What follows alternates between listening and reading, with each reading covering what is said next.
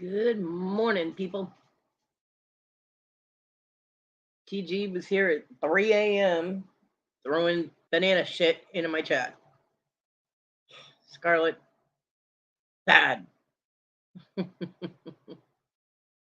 Hope everybody's doing all right today. I am awake. I have been awake since 4 o'clock this morning. Although I am getting more sleep than I was before, so that's a good thing. And I haven't had any breathing problems. Also a good thing. Hey, Darlene.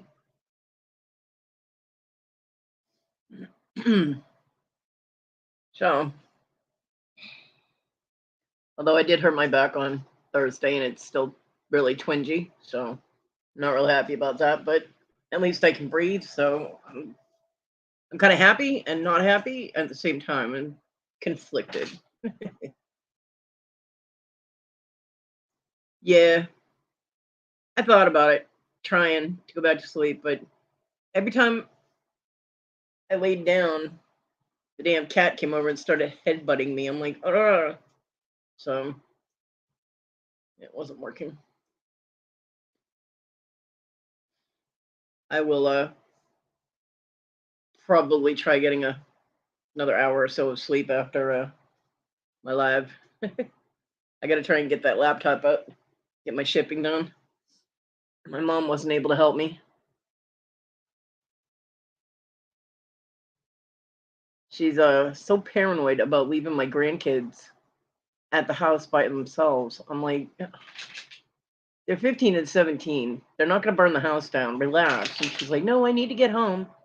I'm like, oh, okay. So, yeah. I've been watching tour videos of homes I'll never even get to roll into.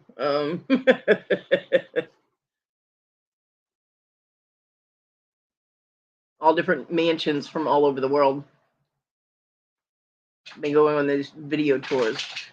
Oh, Simi, go back down. She got a twitchy ear or something. She keeps shaking her head. It's the guy's name. He's got 2.72 million subscribers. So apparently I'm not the only one that likes these kind of videos.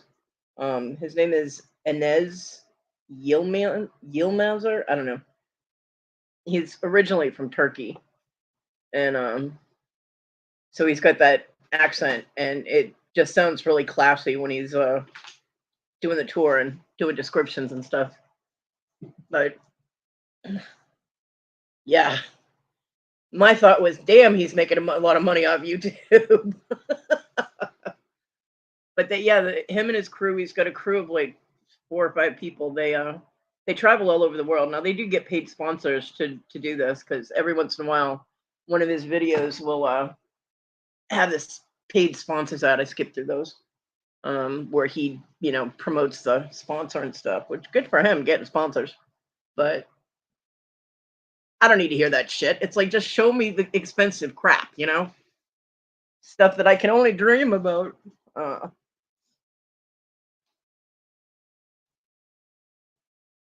I have learned his cameraman's name is Mikey, and every once in a while he gets put on camera and he's really uncomfortable with it. It's funny. He's like, "All right, give me back my camera. I'm feeling really uncomfortable right now." But yeah, they get to travel all over the place. I mean, he's done tours in homes in France, different places in France, the Caribbean, the Mediterranean, Dubai, you know, um, all over America. California is a big one. I just watched this morning. I watched a tour of property in California that's over 3,000 acres. It's like 3,500 acres or something. It's actually John Travolta's old house. Well, it seems strange calling something that big a house. But there's also 2 other properties on it now, 2 other buildings on it now, mansions. That was interesting.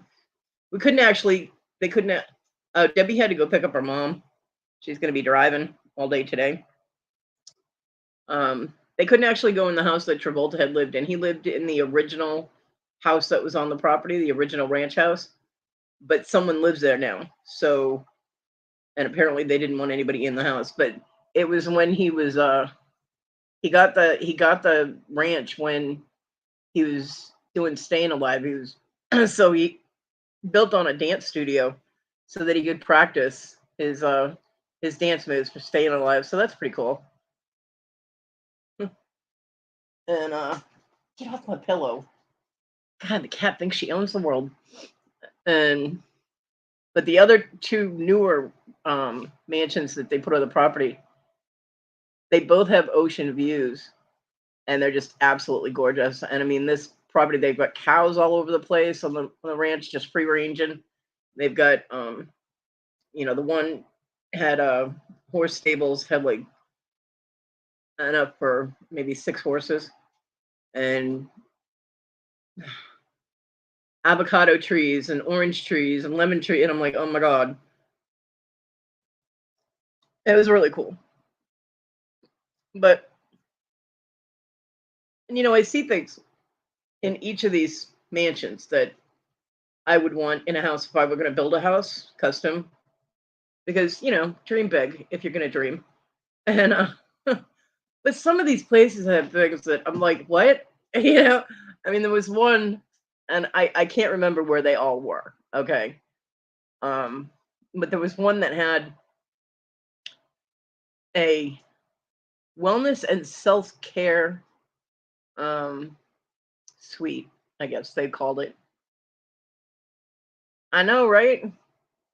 And it had a sauna, a massage room, and then it had its own stylist room. So you actually had like the chair from like a hair salon, and its own little setup, just like a hair salon in the house. I'm like, so you actually call someone to your house to do your hair? What? Or do you have someone on staff to do? I'm like, what? Why would you need that? One of the houses had a washroom where you lay on a table and someone washes you. I'm like, are you fucking kidding me? The whole room had drains, like they were like hidden drains, so you couldn't see them, which is pretty cool. But it had this table, and it's just a flat table with like the drainage on it, and these hoses and shit. And I'm like, so the person lays on the table and you get washed like a fucking dog at the groomer? What the hell? Why would someone want that? It reminded me of the movie Coming to America, where, he's in the big tub pool thing, and the two women pop up because they're washing him. I'm like, what the hell? Yeah, I'm like, hey, casual. I was like, wow, okay, that's pretentious. Um, but some of these mansions, I mean, I would have to like buy friends to fill this house. Like you walk in and there's a great room and there's like seating for like 50 people. You've got like six couches in this one big open area. I'm like, who the hell needs that? And I'm like, I guess if you're rich, you just have a lot of people that cling. I don't know. Um, I'm like, wow, yeah. I mean, John and I used to sketch out building, designing our homes and stuff. Not completely to spec. It was just like, oh well, we'll put this here and we'll put this here and things like that. If we ever won the lottery, type of deal. And one thing that I've noticed that I have become much more conscious of is that a lot of these homes have elevators, right? A lot of these mansions have elevators, and I'm like, wow, that's a really cool feature.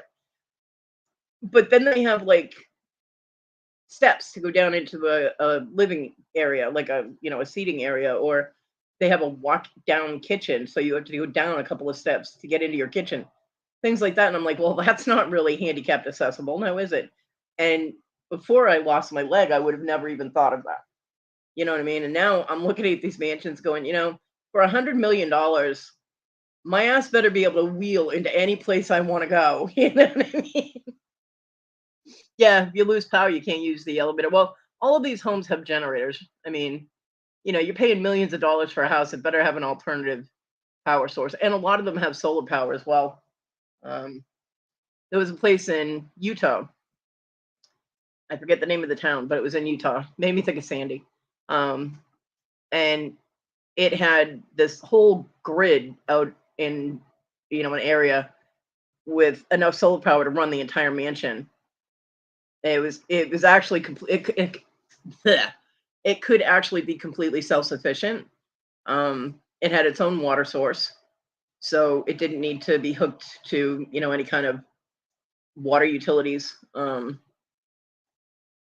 Huge bank of solar batteries, and so yeah, it could run completely. I mean, you could live completely on solar power, and I thought that was really cool because I like things that you don't have a bill for. Of course, if you have enough money to buy that house, I think it was something like $54 million, something like that. You're not really worried about your bills. You know what I'm saying? Money, money, boo. So, but I'm just and there was one. The thing that drives me crazy though is a lot of these homes, they're not lived in. They're staged so that you can see how the setup is. Now the developer, develops property and architects build the house and blah blah blah. And then they have a decorator or somebody that decorates. And there was one house that a lot of the furniture was custom made for the house. And there's artwork on the walls and weird sculptures everywhere. And I'm thinking, well, what if you don't like the decorations? Because I'll tell you, the one place, the couch setup, the seating area in the main room, the great room or whatever, was ugly as it was so ugly. And I'm like, oh my God, I would not want that in my house. The colors were, they hurt my eyes. And it was just not, ugh. You know what I mean? I'm just like, ew. Um, but the guy that does a tour, he'll tell you how much, the furnitures and decorations cost. And some of it costs up to like 10 million total. And I'm like, okay. I'm like, you've got a, $40 million house. Take out all your furnishings and your artwork and all the staging and store that shit somewhere. The real estate people just take it away and take $10 million off the price of the house because I don't want any of that shit. I'm like, there was one house that had these weird mice sculptures everywhere. It's some kind of anime mouse. It's not Mickey, but it's the same mouse in different styles, like different outfits and different finishes and different poses. And I'm just like, that mouse is creepy as fuck. They even had a statue of it in one of the bathrooms, just standing in the corner. I'm like, no, I don't want some weird mouse sculpture watching me pee. Get that thing the fuck out of there. I'm like, why? You know, I'm like, so, but when you buy the house, everything that's in it comes with it. I'm like, no, take that shit out of there. I want my house. If I'm paying millions of dollars for a house, I want it decorated in my style, my tastes, things I like. Now there was one, where was it? I can't remember where it was. But the artwork on the walls was really cool. Um it was a house that had its own private beach. Hey, it's my channel. I can swear if I want to, casual.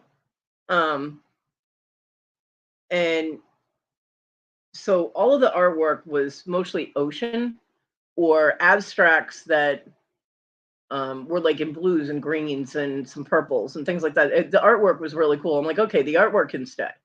Like, and there was another one that had horses throughout. The one that one of the ones that was in California on that huge, I mean, basically this entire valley, everything you could see belonged on this property.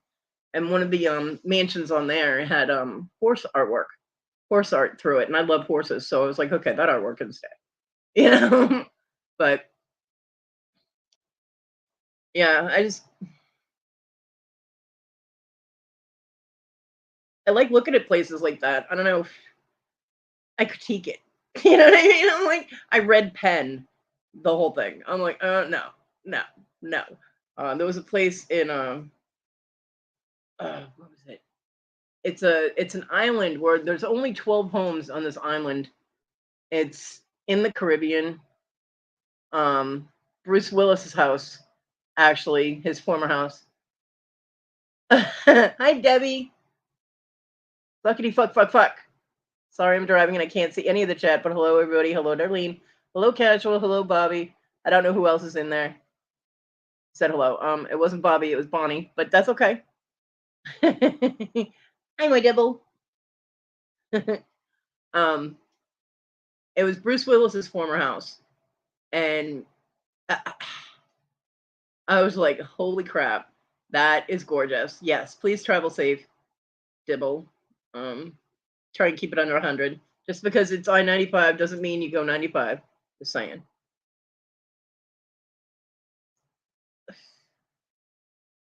And it had outdoor showers. Like every room had its own bathroom, and almost all of them had not only an indoor walk-in shower, which of course at this point does me no good, but it also had access to an outdoor shower, which is, you know, boxed in, but is completely open air to the top. There's no roof on it because the island only has 12 houses on it. It's completely secluded. So unless someone has a drone and they're flying over your shower, they're not going to see you, you know, and I thought that was pretty cool. And the weather is pretty much, unless you're having a hurricane, the weather is pretty much nice there all the time. So utilizing outdoor spaces like that was cool. And I mean, huge beach, you know, beachfront. So, well, I couldn't get to it because there were steps, but you know, you walk down and you're on your beach. It was amazing. I was like, oh my God, why did he sell this? Who would not want to live there? There are no cars allowed on the island. Everybody gets around with utility vehicles or golf carts. And I was just like, wow. And it even had a separate guest house that had like 3 bedrooms, and the thing's like 10 times the size of my house. I'm like, eh. It was just absolutely gorgeous. So I looked it up. I was curious. I'm like, why did Bruce Willis sell his? It's on Kaiko Island, or in the Caicos. I don't know how to pronounce it. And it turns out that he has health problems, and he's been selling off pretty much all of his extraneous properties all over the world. Wherever he owns properties, he's apparently minimalizing down to one place. He's got a brain issue, which is it's a degenerative thing, and it's interfering with his speech and things like that. And so because of health concerns, him and his wife are selling off their properties. I'm like, wow, that's sad. But if I were going to be sick somewhere, I want to be sick there. But apparently, you know, with only 12 houses there, I doubt that there's medical. Yeah. Well, he sold it a while ago. I would imagine that medical attention would be scarce on an island with, you know, only 12 people. Well, 12 homes. Yeah, aphasia. That's it. So I feel bad. For most of us, Bruce Willis has been a big part of our lives growing up with his movies. You know what I mean? It's very sad. But I'll tell you, that house was absolutely amazing. I mean, not only did you have the beach right there, but you also had pool, you know, and just the amenity. And it was not like a lot of the houses it was not like a lot of the mansions that I was seeing the tours of that was mostly done for show. You know what I mean? A lot of these houses, they're just ostentatious because you invite people over and you show up your house. His house was actually set up, the floor plan and all of that was set up so that, yeah, he could entertain there, but it was where he lived. You know what I mean? And it was cozier. It was more like a home. A lot of these mansions that I look at, it's like these people have it just so that they can have parties there. I mean, hell, you don't even want to know how many of these things I've watched, and these mansions have their own private nightclubs inside their homes. I mean, the dance floor, the bar, the, you know, disco lights, all of it, neon lights, DJ booth, the whole thing. That can fit like 200 people in there. in their home. They have a freaking nightclub. I'm like, I don't know that many people. I'm like, wow. But and then I watched a few tours of some yachts. That was really cool. Yachts, they can fit an amazing amount of stuff on a boat. You know what I mean? Like, wow. I'm watching one right now on the uh, I can't remember the name of it, but it's a it, it was originally built in 1902, and it's a sailing yacht. It's a schooner. It does have diesel engines, but it's a sailboat. It's a big ass sailboat, and I'm still baffled over the fact that there's a piano on the boat. Like you walk down the main galley stairs to go down in the main part of the boat, not the crew quarters, but the main part. And you walk into basically a sitting area, sitting and eating area. Hey Jen. And there's a fucking Steinway in there. And I'm like, why would you need a fucking piano in a small space like that? It takes up all this room. It's like right in front of the TV, so you can't even see the TV. I'm like, what's the point of having both? I'm like, why? You know how loud that's gonna be in that little space? I'm like, no. I'm like, that's ridiculous. And the cameraman did go, okay, how did they get that in here? Nobody had an answer. The only thing they could figure is when they were doing a refitting, because the boat's been redone a few times.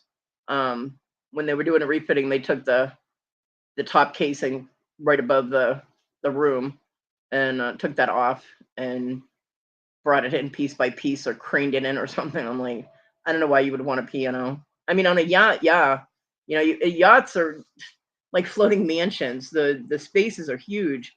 This was not. Um, but yeah, weird. The yacht's nice because I like old schooly stuff, and these people actually work at it. You know what I mean? I mean, they got to do the rigging and they got to. Yeah, apparently, Jen, somebody really likes pianos.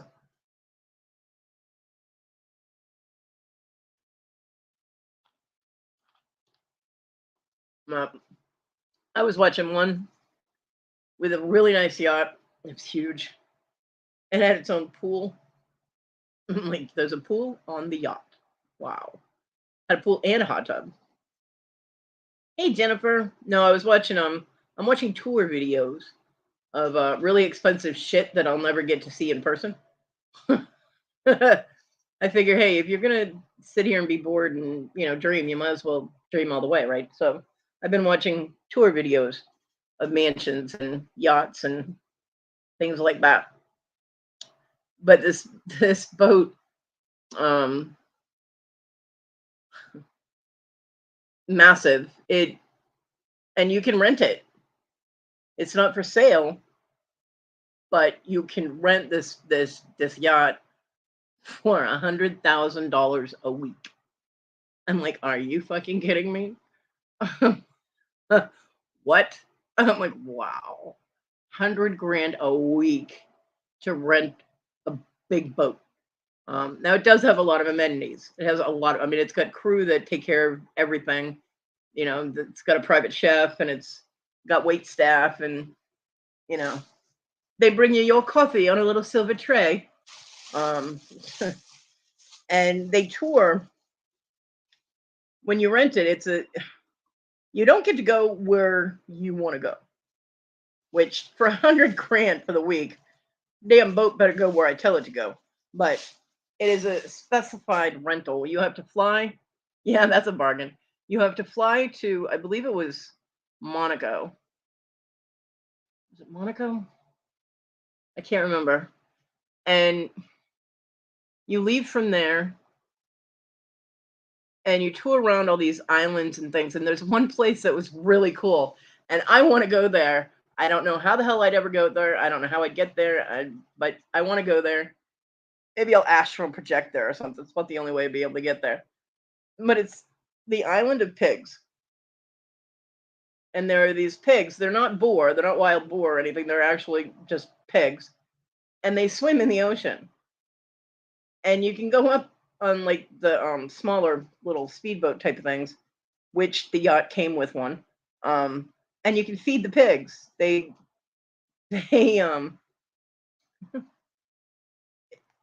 you bring like a bag salad or fruit or whatever, and you just throw the food to the pigs, and they swim in the water and come get it. Or you can walk around on the beach and pat the baby pigs, but you have to be careful of the big ones because the big ones can get itchy and twitchy and bite you.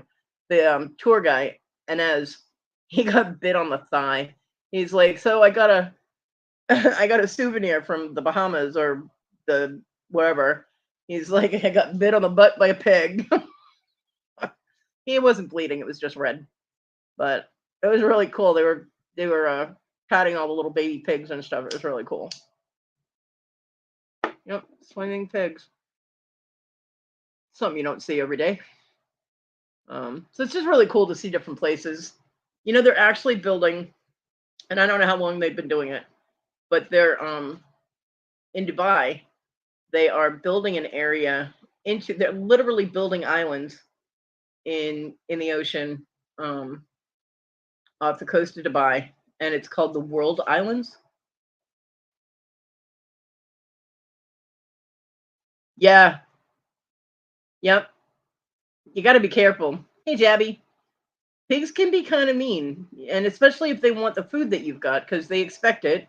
And if you run out, you better not be close to them. Yeah, yeah. But yeah, they're building a thing called the World Islands in Dubai, and they have the Swedish one or Switzerland one or something like that. It's a Nordic one, and all the mansions on it have these. The rooftops are like an upside down dragon boat, and like the hull, which is on the top, is glass. So your upper floor is like an observation deck, and I mean they have it all staged for show, but it was really cool. They have the Germany island, and like all the countries around the world are going to have their own island, and the homes that are built on them, the mansions, are the architecture is going to closely resemble or in some way remind you of those countries. I just thought that was really cool. But I'm thinking, man-made island in the ocean. I don't know how stable that would be, but it was. I mean, the water is gorgeous, and you've all got beachfront, and I think it's really cool that they're doing that. They're also going to have floating houses, which have a lower level, and your master bedroom is underwater, which is really cool. I've seen those little pods that you can, like, they have vacations and you can go and stay in one of these little things, like your own little hotel room, but it's floating on the water. And the underside of it is your bedroom, and it's underwater, so you can see all the sea life. And I'm like, well, that'd be awesome until a scuba diver swims up to it and scares the crap out of you. Um, but yeah, I was doing tours of houseboats too. That was kind of cool. And I'm thinking, that would be rough if you had a dog. Although one of the yachts that I was looking at, the master suite, the owner's suite, had had a deck on either side. They had a balcony on either side. Islanded pigs. It would be nice if it was islanded pigs, wouldn't it? What's up, bitch? Bye, Jen. Have a great day. And it had a little balcony on each side of the master suite. And one side, because I noticed a dog bed on the floor, and I'm like, they were on a boat. And it wasn't a huge dog bed or anything. I mean, I would say probably for a dog around, under 20 pounds. But I'm like, how can you have a dog on a boat? Who's cleaning that up? I'm like, Now I know that really small dogs can be litter box trained, but I didn't see a litter box anywhere. But when the tour guy, when he went over to one of the balconies, they had grass. They literally had like astroturf or grass or something on the outside on the decking there, so that and a little dog door, so the dog could go outside. And they had the glass protection thing, so the dog's not going to go through the railing and end up in the ocean. So they had a little bathroom area for the dog. I'm like, oh, that's awesome. That is an awesome thing, because I'm like, I wouldn't want to be gone and not have my dog. And that was one way to do it. I'm like, cool. A lot of these places I'm looking at, and I'm like, Simi would have a blast in that yard. But yeah, it's weird how your perspective changes when you aren't able to do the things that you used to be able to do. I mean, because you know, before I had the amputation, the elevator thing, I would have been like, hell yeah, I wouldn't have to do stairs because stairs are the devil. Now I'm like, yeah, elevator, cool, handicapped accessible, and then the whole rest of the house is not. I'm like, well, fuck, I wouldn't be able to go in the kitchen, wouldn't be able to go outside. There's steps, I'm like, not a single one of these mansions was handicapped accessible in any way. So I'm sure you'd have to customize it more to do that. Some of them, though, I mean, the bedrooms were just amazing, but they have these pocket windows, and they're pocket doors. Yep, skipper keys for both dogs, and that's not how you spell it, but yeah, I know what you're saying. I'm red petting you. And they just these big ass floor to ceiling glass doors, and they slide and they hide completely inside the walls, so it opens up your entire area to the outside. And I'm thinking, wow, that's really cool. How many bugs are you gonna have to kill when you close those doors? I'm like, wow. And they had them in the bedrooms, so I mean, like the entire corner of your bedroom would be wide open. And these are in tropical areas where it's really nice weather most of the time. But I was just like, will you two stop? You are fighting in the laundry basket. Are you kidding me? Ugh. Cats. Mm-hmm. Damn. Stop it, Marty. She just jumped in the litter box or in the cat litter box. She jumped in my laundry basket and started fighting with Onyx. You don't own the house, you don't even pay rent. Hell, you haven't killed a bug in months. You're not earning your keep. Stop it. So it's just very cool to look at how the other half lives, And yeah, I feel really classy sitting there eating my chicken pot pie, watching these, tours of mansions. I'm like, yeah, living large. Look at me. But this is what I've been doing for my entertainment.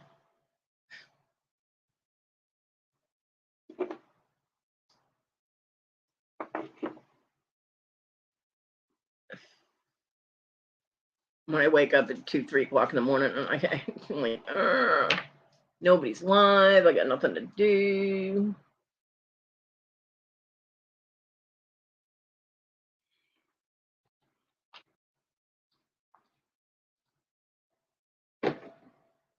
So,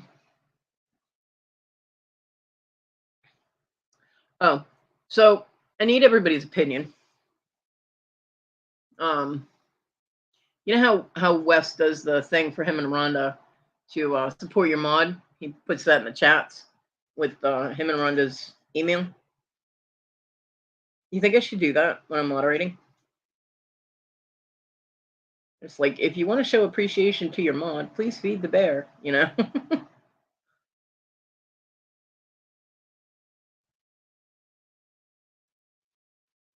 Because it was kind of nice the other night when I was moderating, because who was it? Nori.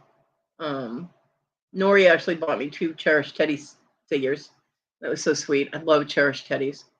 And I was a little embarrassed because people in the chat and April and Kim, morning Bobby, were going on about me being helpful. And I made a joke about how I don't get paid enough to herd the cats and deal with the train wreck here. And then I was like, and by the way, in case anyone was wondering, I'm not getting paid. But you know how I say with Victoria all the time, hey, I need a raise. Yeah, she doesn't pay me either. So that started them on. And then they were like, if you want to show appreciation, Kodi, put your email in, your PayPal, and so I did. And a few people actually did donate a few dollars, which was really sweet. I was kind of surprised. But I don't want to be pushy. You know what I mean? I don't know. But I was thinking that I could do like little blurb like what Wes does, you know? Because I mean, I like to help and I like to volunteer it, and I don't charge from my moderating, but when you're moderating for over 4 hours or over 3 hours, it does get really tiring. And I do have issues with my hands. So, you know, time is money, people. I don't know. I don't know if I want to do that or not. It's kind of like, hey, give me money. You know what I mean? I don't want to be needy or pushy or anything. I mean, it's fine for Wes because Wes is Wes. Yeah.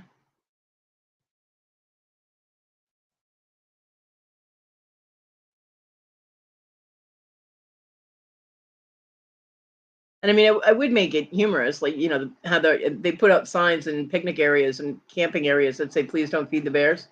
Well, mine would be, "Please feed the bear." Yeah, okay, I'll work something out. I wanted other people's opinion of it, like how it would appear to other people. Because I mean, when Wes does it, it doesn't seem pushy to me. You know what I mean? Because he's usually asking for both him and Rhonda, and I know they work hard. And me personally, I feel, I mean, I would donate to them if I had the money. You know what I mean? Because I mean, they both work really hard when they mod. Rhonda especially. Rhonda is, especially when she does marathons. Um, but I've never felt that it was a pushy over the top thing when he does it. So that's what gave me the idea. Maybe I could do that. Um, you know, it was so funny because I uh,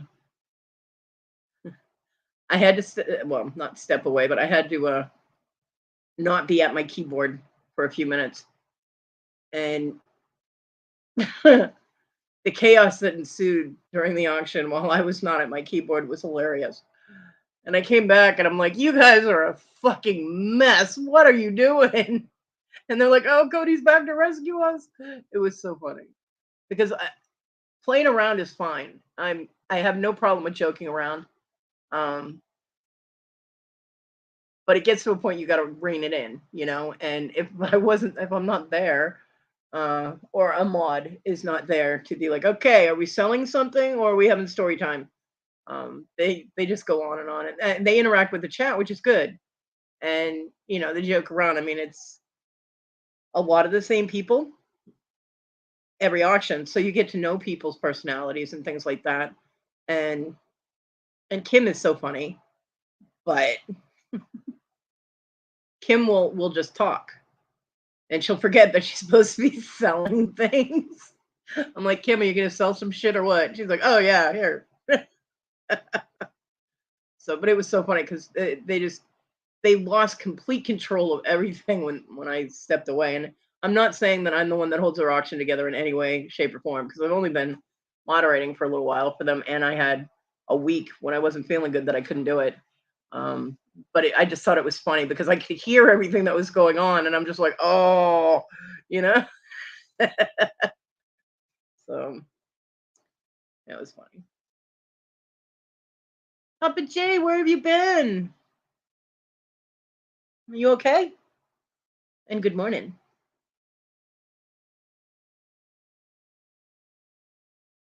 Papa J knows what it's like when things get out of control. Like when he's doing Mr. Jim's and people get choice and everybody is all over the place and they're just putting in a number and they're not putting in what they want and they're not putting in how many they want and you have to go back and be like, okay, how many do you want? I'm just, why are the instructions so hard to follow? I don't understand. It's like when you do a giveaway and you're like, okay, wait until the go. Hibernating. It's not cold enough to hibernate yet.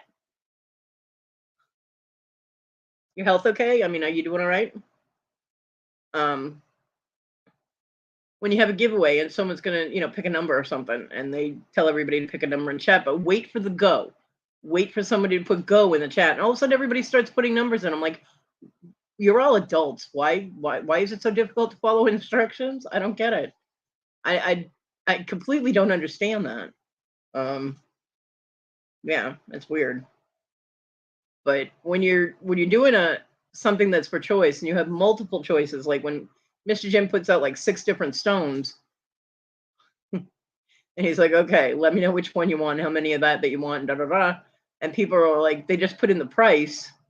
It's like, okay, we know you want it, but which one do you want and how many, and it takes forever to get people to get to the point of telling you how many they want. That drives me crazy, and I'm not even moderating for Mr. Jim, and I'm sitting there going, oh, people, because it does take up a lot of time, and if they just simplified things like, okay, I want soda light and I want two of them, you know what I mean, or whatever. Like when he does the little bags of the chips, it gets chaotic because people don't it's like they're only able to type one word at a time, and I'm like, I kudos to you, Papa J, because I couldn't handle that. I'd be like, people, nobody's getting anything if you don't follow instructions. Yeah, I would imagine it would be very nerve-wracking. I would. I'm glad that April and Kim usually only do choice, and it's like choice of three things at the most, and they're all different. So, but even then, it's like when you have something that's for choice, and the person wins the auction, they win the item, and they have to tell you what they want. Why does it take so long for them to tell you? They're paying enough attention to be putting their bids in. And then all of a sudden it takes them 10 minutes to tell you which one they want. I'm like, all right, get back to us. Do you want it or not? I get very frustrated. It takes a lot for me to show it, though, if I'm actually moderating. I could show frustration right now because I'm not moderating anything at the moment. But if I'm actually in the middle of an auction, I try not to show irritation at the people that are paying, money, because I don't want to cost anybody any business.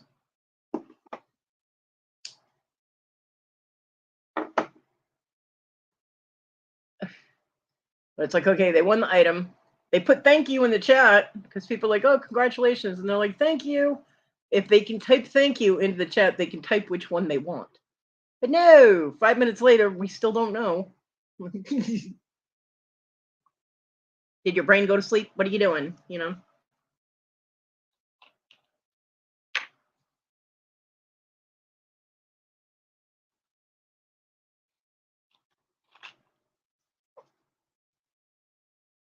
Mr. Jim ended up spending money last night. It was so funny because I was like, Mr. Jim, just sit there and look pretty. Because just remember, Miss Joni has speed dialed to that attack cricket. They were at Sandy's auction last night.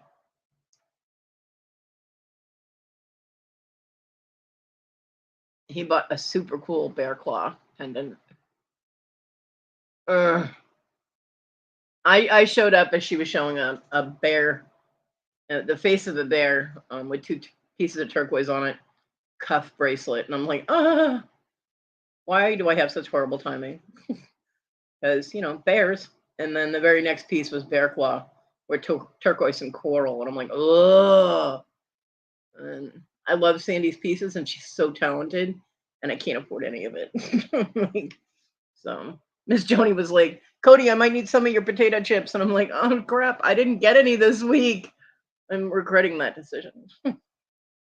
Although I was getting a bit of fluid retention from all the sodium, which is why I took a break for the potato chips. And I'm actually able to move around a little freer the past few days. So I think I got to take it easy on our tater chips. Because when I start getting the fluid retention, my joints start stiffening up, and I start feeling like my legs will feel really heavy. Well, one leg already feels heavier than the other, but it'll be harder for me to move around and stuff. And I've noticed that I feel lighter, and it's not that I've lost weight; it's that I don't have that fluid retention because the sodium was causing problems. So luckily, the sodium is not messing with my blood pressure, just the fluid retention, but still. So yeah, unfortunately, I have no chips. I got no potato chips. And I can't think of anything else that I'd be able to munch on that I could eat. I mean, I have peanut butter M&Ms, but I actually sweets and stuff now. I'll like eat a handful of them and I'm done for like 3 days. It's weird. A few years ago, that little tub of peanut butter M&Ms would have been gone in like a day. But now I'm just, I don't know, not big into really sweet things. So they last longer, which is good. Unless it's like the um box of chocolates or something. All creams. Which I get on holidays. My mom buys them for me. Russell Stover's. Yummy. Those I tend to go through too fast, but that's chocolate. That's a higher quality chocolate. Yeah. I don't for a fat person, I don't actually eat too much sweet food. I've got a chocolate cake in the freezer that's been in there for 2 months. I mean, it's Entman's. It's fine. It's not expired or anything, and it's not gonna go bad. It's just if I cut a piece of it, I got to eat the whole thing. Like I'd have to eat a piece every day, and my stomach is like, no, I'm like, and I don't want to cut it and then waste it. So I don't. My mom's got to not buy me things that are for family when it comes to sweets. Ice cream's a whole different thing. Although I like getting ice cream in the pints because then I can just bring the pint into my room. I don't have to get a bowl messy and try and get the bowl back out there and all that. But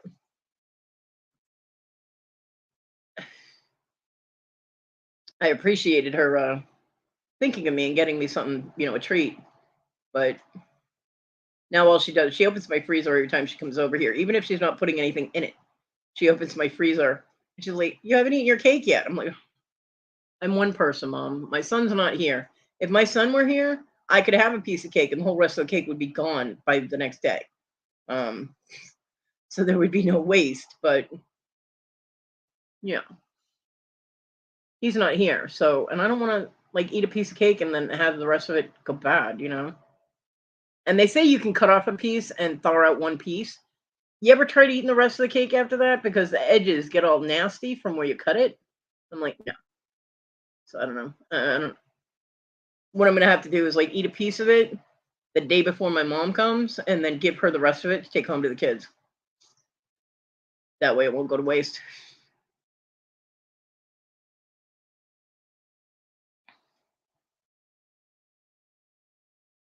Hopefully, my grandkids are over being sick. Now, see, I'm not really well. I know my grandson's been sick off and on for 3 or 4 weeks. Hey, TJ. Um,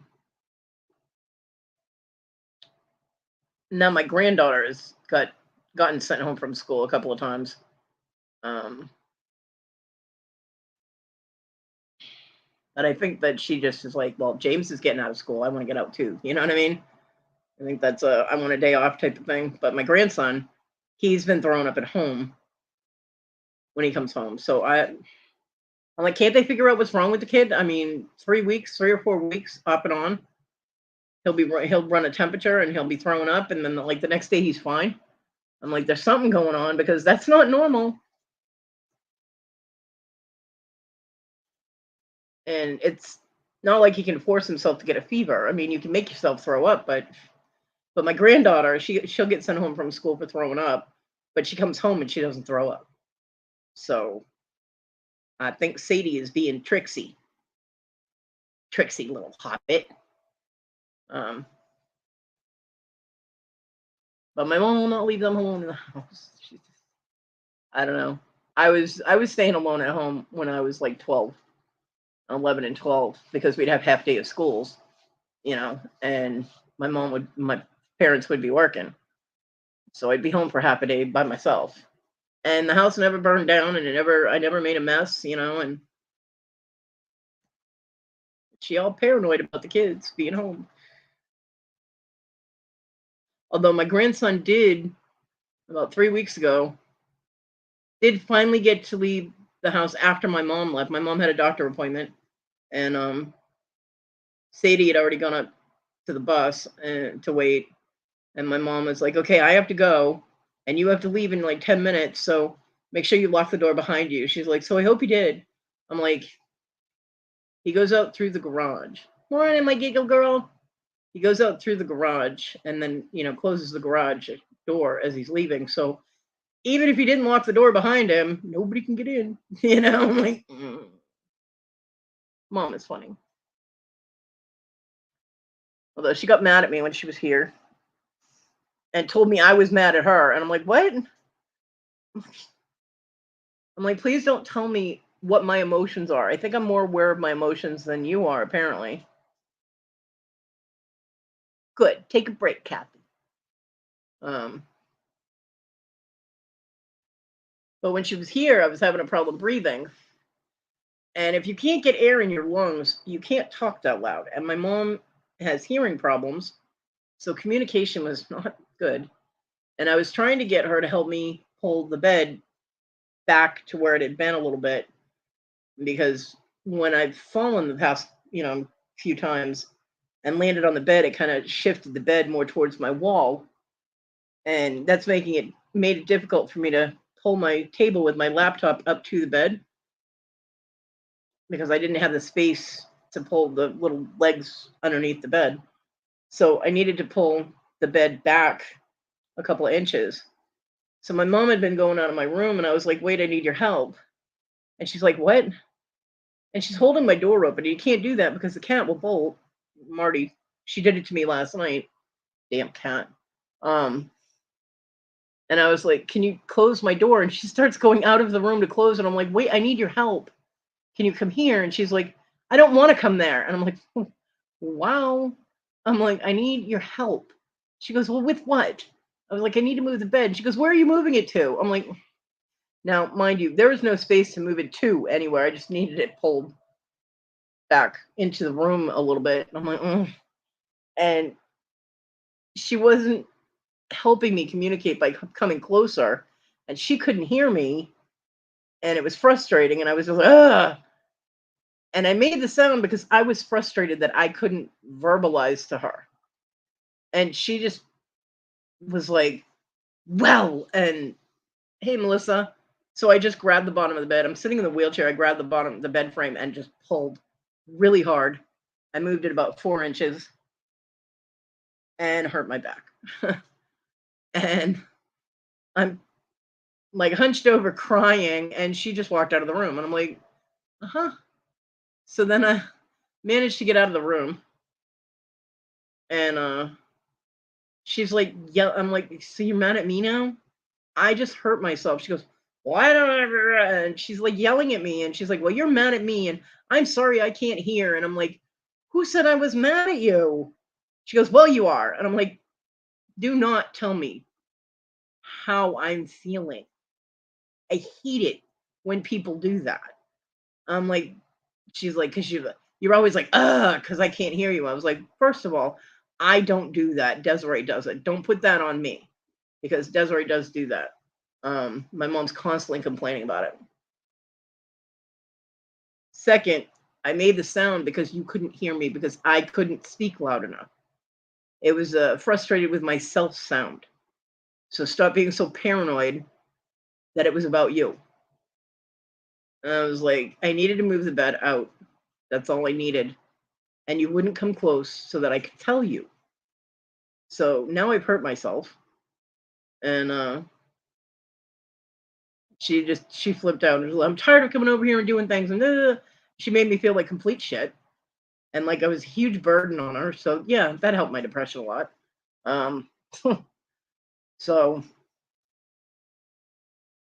we seem to have made peace before she left. Go away, little dog. This is a little dog barking outside my window. Go make some quesadillas. I don't make quesadillas. What are you talking about, TJ? So yeah, I don't know, but she puts everything that my daughter puts on her, she puts on me, including calling me her name, which does frustrate me, because my mom is the one who named me. She should damn well remember my name. I'm like, oh, I hate that show. I'm like, I'm not Desiree. But Desiree doesn't treat my mother well. She gets very frustrated very quickly. And Desiree actually talks really softly when she's not pissed off at someone. It used to frustrate the shit out of me and John too, because we couldn't hear her. She mumbles. And then doesn't understand why you don't hear her. I'm like, I'm sorry, I don't speak mumble. But like, my mom got a computer and she barely able to use it. She doesn't have an email.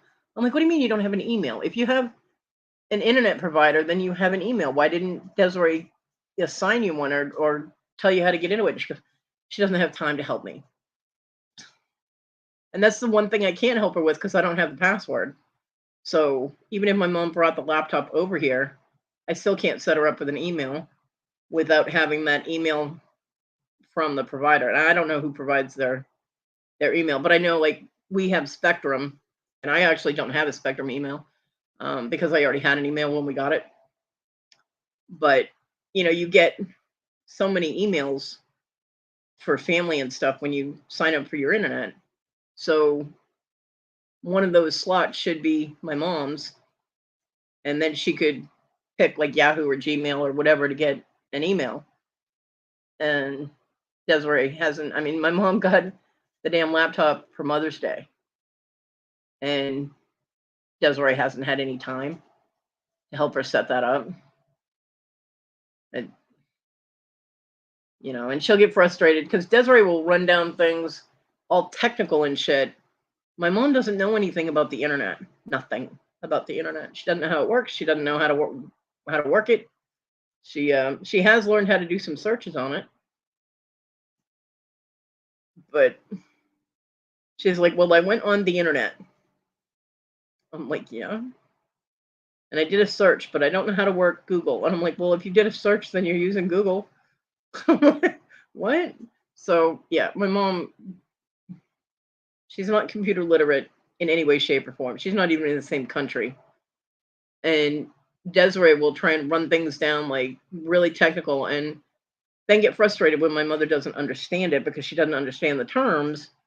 So, Desiree has time for Desiree, and that's about it. She doesn't have time for the kids. She doesn't have time for the dog. She doesn't have time for anybody.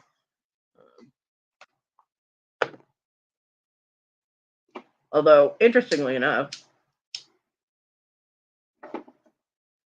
when Issa was over the other day, I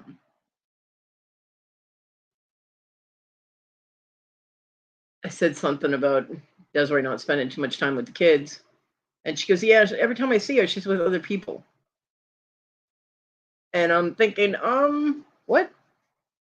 Because according to my mother, Desiree goes to school and comes home. So I'm thinking that Desiree's saying she's at school when she's not, or she's out with, goes to her study group or whatever, and there's no study group, you know what I mean? She's making excuses not to be at home, and she's going out and doing other shit. Which is stupid. She's 34. If she wants to do other shit, just say so. But she spends zero time with the kids. She only thing she does with the kids is yell at them if they don't get good grades or they don't behave. They get grounded, blah, blah, blah. That's it. All they get from her is negative.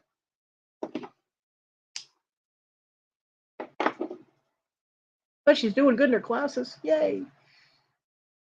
I mean, I'm glad she's doing good in school, but she's not working except on weekends, and that's only part-time, like part of the day. She goes in and takes care of the animals at the college. So there should be some time to spend with your kids. But now they're 15 and 17. They don't want to spend time with her. They're like, no, we're good. They've just gotten used to it. She's just someone who lives in the house.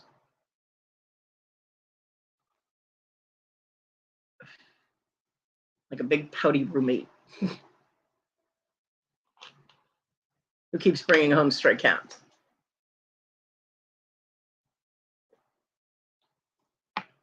Apparently, all the cats in my mom's house decided to beat up the kitten Desiree brought home. They all ganged up on it at once. She had to put the kitten in her room because they wouldn't leave it alone.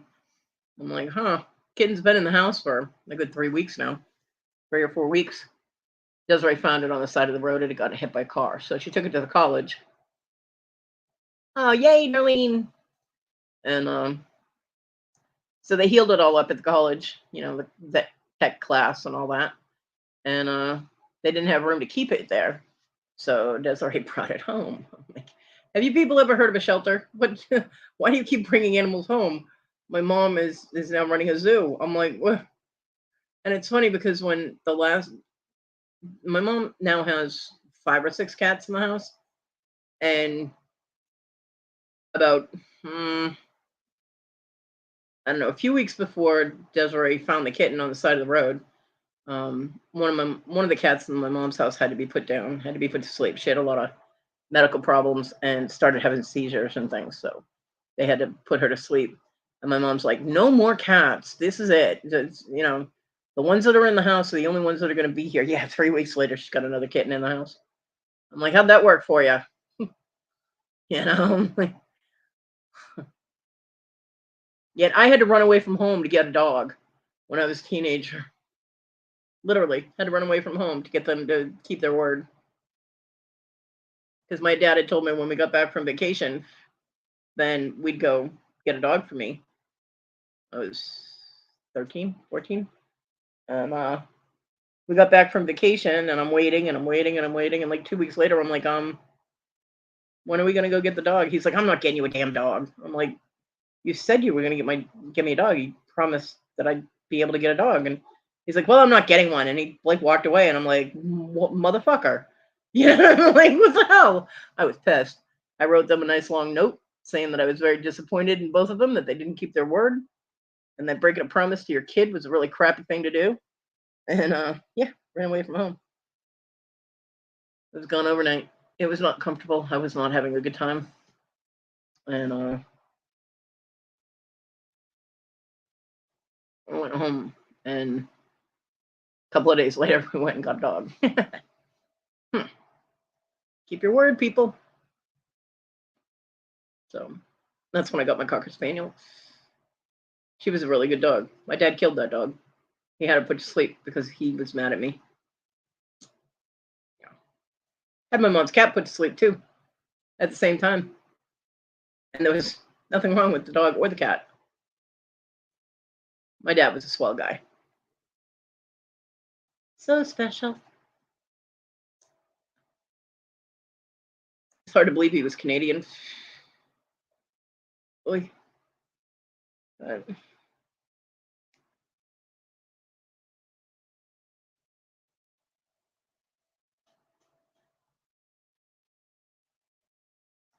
Did everybody see the Tina rant? Did y'all see the video? That was funny. Poor Tina. Susanna, just why? Why would you put her through that? Oh my God. Totally Team Tina on that one, girl. Don't go through anything like that again. That looks so painful. Oh my God.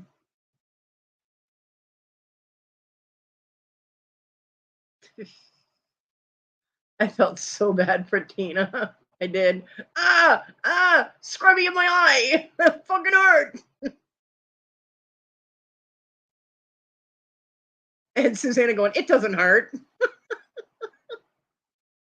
She's practically using a Brillo pad on Tina's face, and she's like, it doesn't hurt. Oh, I felt so bad for Tina. I really did. And Susanna, you said every girl at some point has had facial. One, I know exactly what Tina was thinking when you said has had a facial. And yeah, that was funny. I laughed for a long time over that one. But no, not every girl has had it. I've never done a facial, whether had it done or done it myself, ever. I don't put that shit on my face. Although Tina should be really glad she didn't use one of those black masks that people were using that's supposed to exfoliate and pull all the blackheads and stuff out of your pores. Because people were using those and couldn't get them off. They were ripping their skin off trying to get those things off. So Tina should be very glad that she didn't try to put one of those on her. Mm. And then the thing at the end that's supposed to soothe your face, that gel mask thing. She's like, it's soothing, right? No, it's slimy. Just hurry up. Oh, poor Tina. I think she should get a dartboard for that one. She earned her dartboard, Susanna.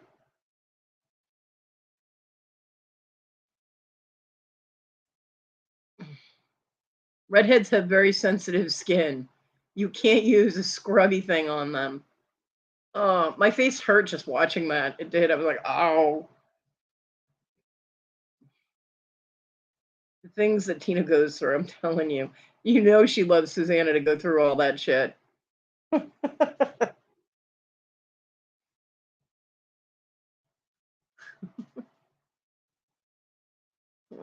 poor girl.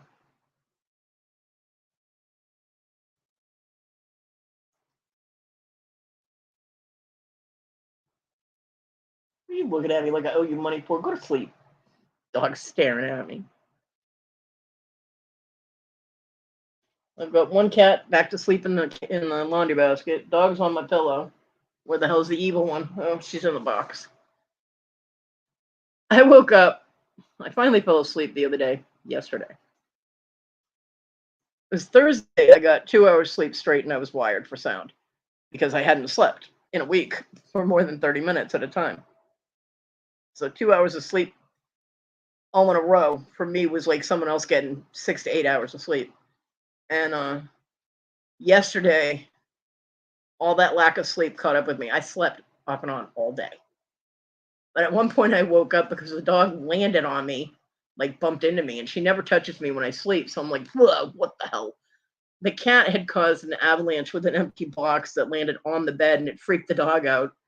So the dog jumped out of the way and landed on me. And I had an empty cardboard box on my bed. I'm like, ugh. So I had to fling that into the rest of my room. My room is a cardboard box graveyard. And actually, if my mom is able to stay this Wednesday, I have to have a little bit of change of plans from getting started on cleaning up that studio, the storage room, because I have a leaning tower of boxes over in the corner that Onyx has been decimating. Shredder.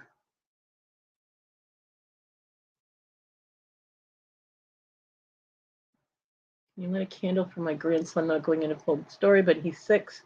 My daughter had to tell his older sister had passed. Oh, absolutely, Darlene. Absolutely. Poor kid.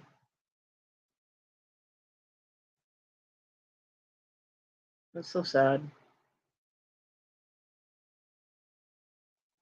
And little kids, they don't understand. Talon was 7 when John died, and he didn't understand. And Issa didn't give him time to process. And he had a really hard time dealing with it.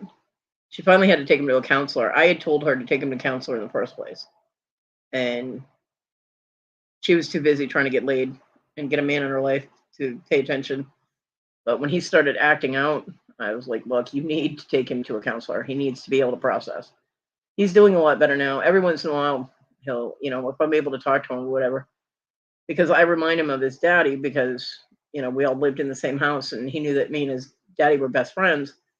And he'll be like, Mom, I miss my daddy. And I'm like, I miss him too, kiddo. So he does understand now, but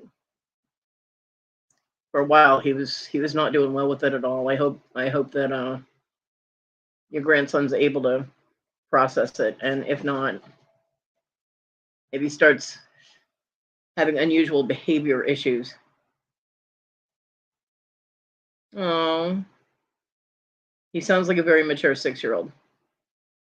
Yeah, but if he starts having odd behavioral issues, taking him to a counselor is a good idea because they do help kids. If you get a good one, they help kids work through the whole process of it. It's so sad.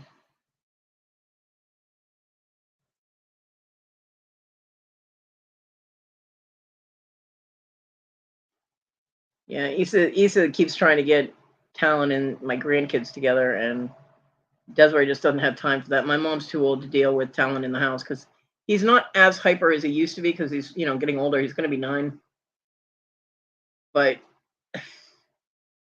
It's too chaotic for my mom. So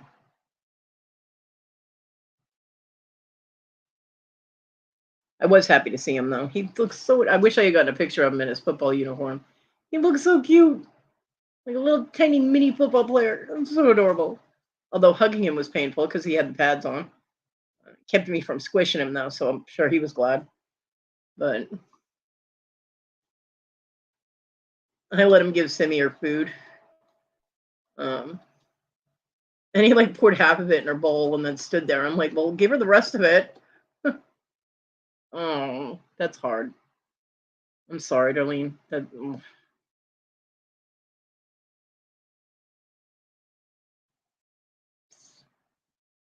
Yeah, I don't even know what to say. There's no words for that. It's sad.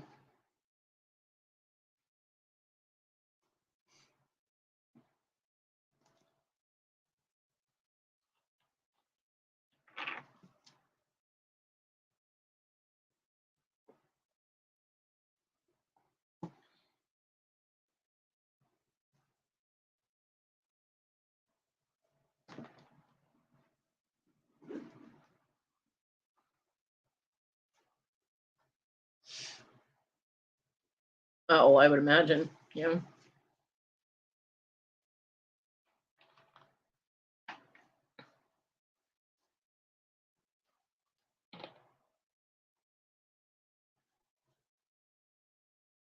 You've had a lot to deal with, Darlene. I'm sorry.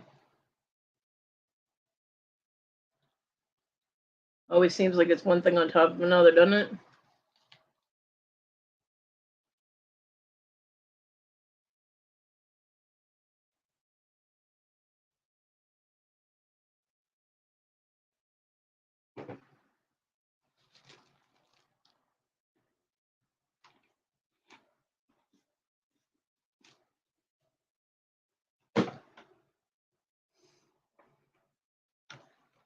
What was I saying? Oh, yeah.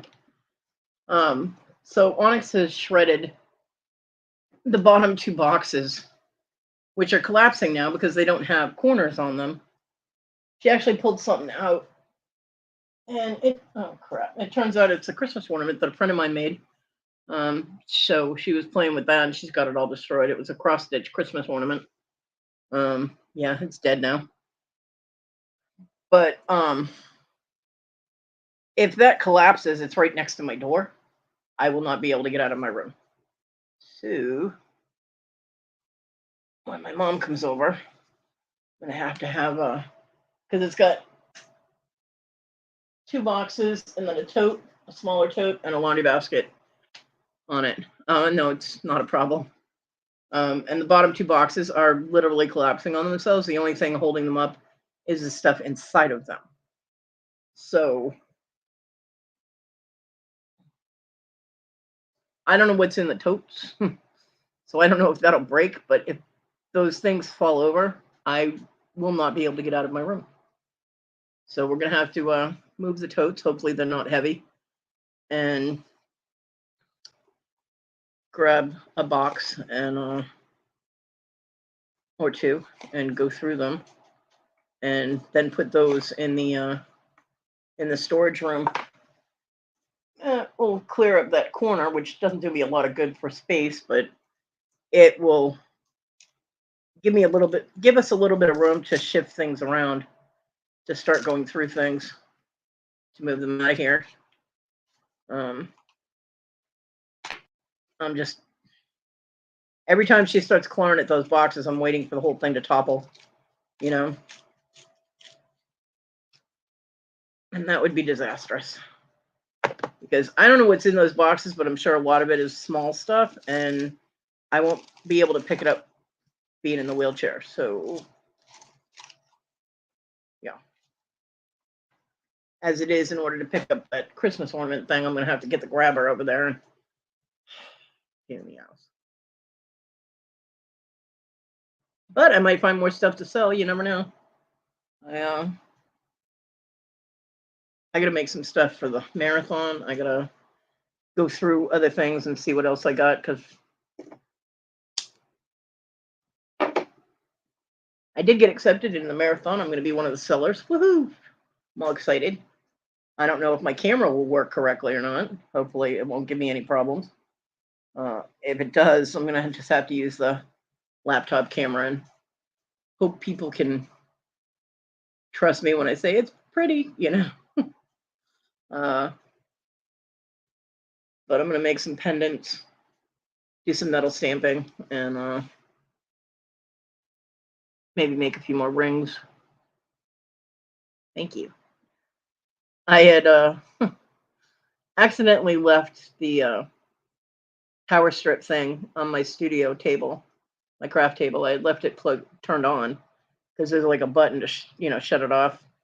It's a it's a power strip tower. It's not a strip. It's this little hexagonal, octagonal thing that has the things going up, the plugs going up and down, and the USB ports and stuff for charging things. Um, and the buttons are on the top. And I know that I was over there and I used the light. I had my OT light on, and I think what I did is I just shut the OT light off, and I forgot to shut the power strip off. Now I keep my pickle pot plugged in because the plug is one of those that's like you have to use a lot of force to plug it in, and to unplug it, it's like you have to be a power lifter to be able to get this thing unplugged. So I was just leaving it plugged in and just shutting the power strip off. I forgot to shut the power strip off, and all the water evaporated, and I had this dried gunk mess in the bottom of my pickle pot. I'm like, oh crap, because I left it plugged in for 24 hours. I noticed it the next day. I was like, shit. So I did get it over to the sink and get hot water in it. My mom carried it over there for me, and I put hot water in it, and I dumped it yesterday, and most of the stuff came out of it. It was like this big cake of of the pickle that had all dried at the bottom. It was like a quarter-inch thick. I'm like, oh, hello. So now I have put hot soapy water in it so I can wash it out and get the rest of the gunge out of there. So hopefully it didn't do any damage to the pickle pot itself being dry and on.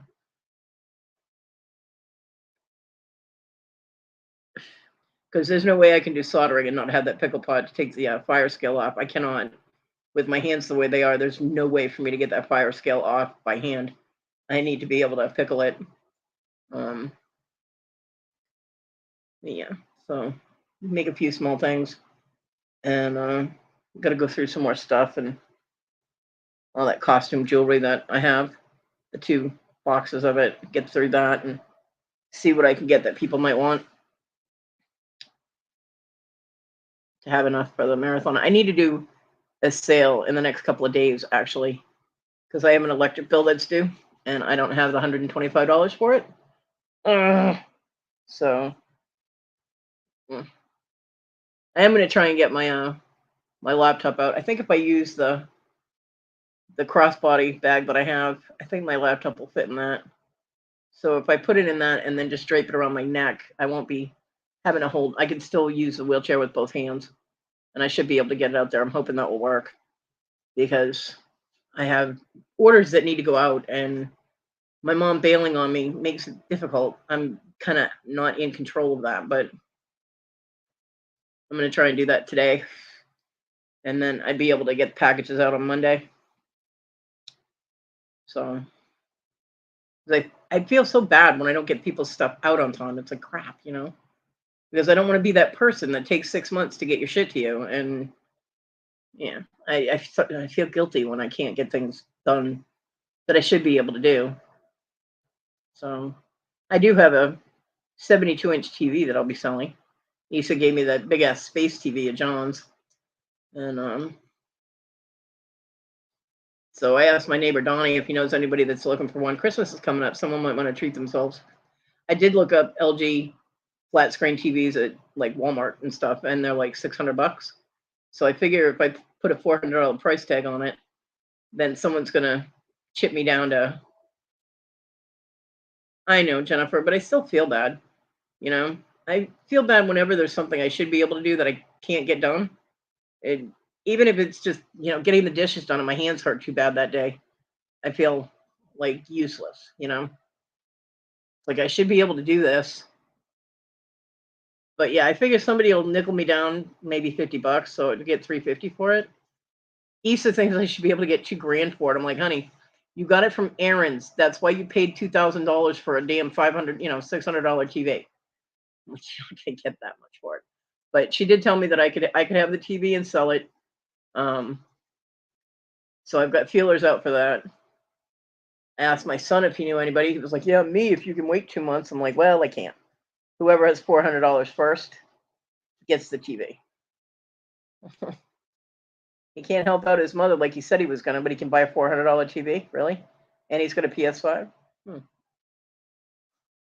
Which, by the way, he said that he's been telling everybody he paid $500 for the PS5, but he actually got it for $150. I'm like, okay. Thanks for the help. So, yeah, but I know my son. He'll be like, "Well, I'll give you so much every week." No, because I'll never see the damn money. Because he never pays me when he pays me back for anything he says he's gonna. So, nope, learned that lesson. Not doing that again. Still owes me $2,000. About 4 years, 4.5 years. I mean, it was only used for like a year. It's in brand new condition. There's nothing wrong with it. Oh, I have no idea. I don't know if it's a smart TV. I do not know. John never really explored too much on the TV. He just plugged it in and watched TV. I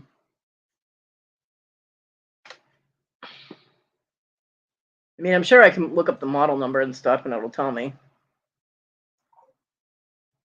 Join TikTok now. No, I don't want to.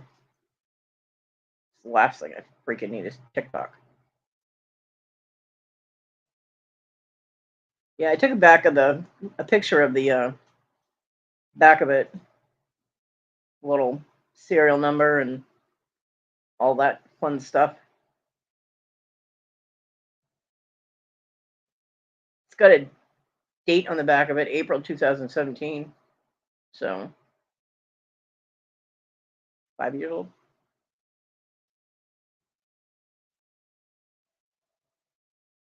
But it doesn't say if it's smart TV or not.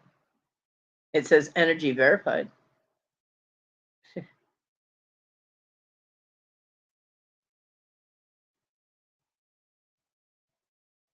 But yeah, I got the model number, the serial number.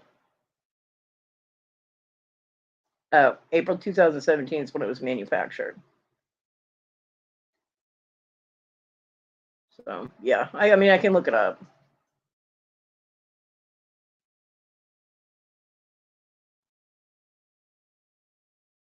It was nice of her to let me have it. She was like, "Well, I'm set, I'm sound." This girl makes like 3 or 4 grand a month. She's good money wise, and so yeah, it was nice of her, and I do appreciate it. So yeah, I'm just gonna.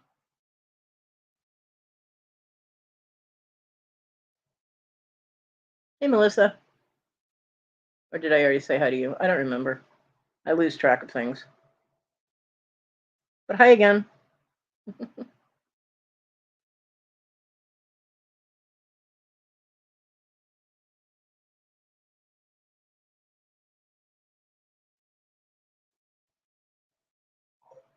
Yeah, yeah, she does accounting and she does taxes for people.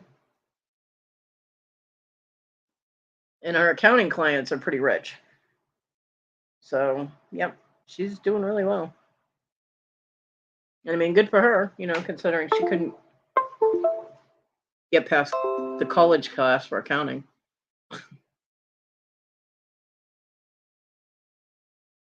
Yep.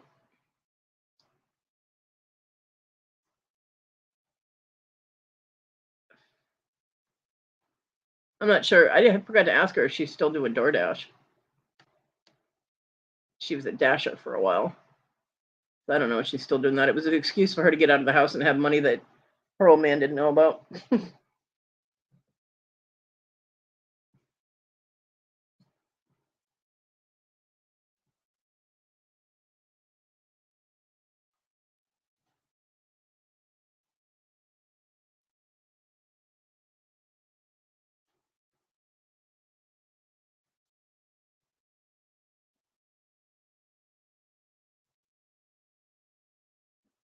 Yeah, you would think. Well, I mean, she has.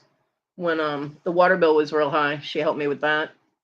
And she said if I wasn't able to get the electric paid, that she could see about them doing the time payments or splitting the bill or you know, I'd rather get it paid. So I got to show you guys.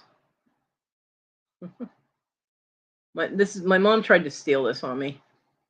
Um, Bobby got this for me from a little new, and it is absolutely adorable. And my mom saw it and actually squealed and tried to walk out the door with it because my mom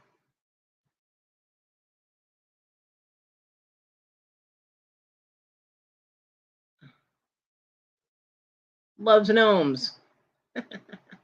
Isn't that adorable? It's a little canister. The hat comes off, and it's a little container. It's so cute. I love it. I absolutely love it. Bobby, you're awesome, and I love you.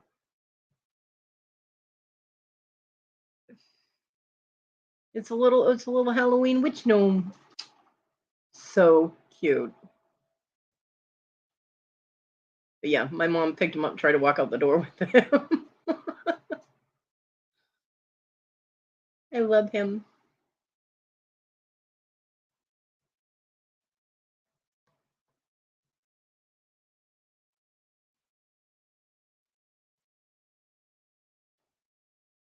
You rock, Bobby.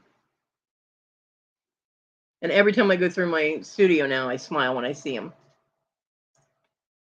I gotta find a good place to put him so that he's not in danger of falling off of anything. I mean, I have my bears up on my mantle. Um, Although at this, when I get the little Void Bear figurines, if I have my mom put those up, she's like, "You're not gonna be able to see the picture I made soon," because I have my bears up there. But I will find a good place for him where I know he won't fall over or get knocked off of anything. Right now, he's on my shipping table. Yeah, he's absolutely adorable. And where my mom can't grab him easily. But my mom has a tendency, like when she comes in with groceries, she'll like grab the bags and just put them somewhere, and she won't look at what she's doing. You don't even want to know how many times she's knocked things off my counter. Um, so I can't just display them because I would clear off my counter a little bit and just put them in the middle of my island. It's not really an island; it's like an extended counter across the kitchen that separates the kitchen from the living room. I'd put them up there, but my mom will come in and put grocery bags up there and knock them over. So I gotta find a good place for him. And I can't put them on my work table because if I'm doing metal stamping, it's banging on the table, and I don't want him to get damaged. So, but I will find a good place for him. For right now, I'll just shift him around out of the way when I need to work. He's so cute. I actually have to neaten up my shipping table. It's a mess.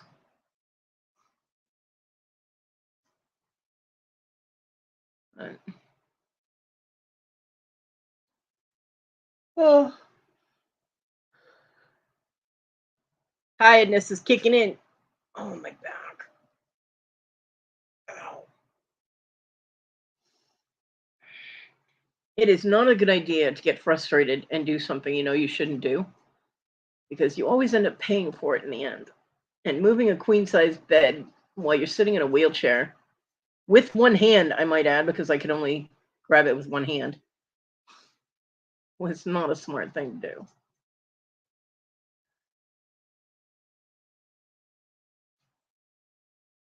I was in tears. I hurt my back.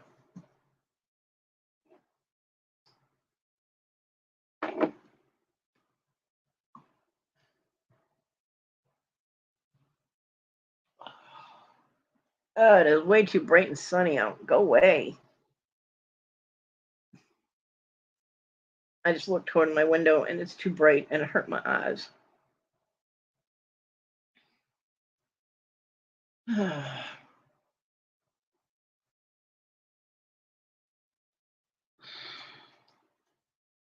So what's everybody doing this weekend? I know Dibble's driving right now.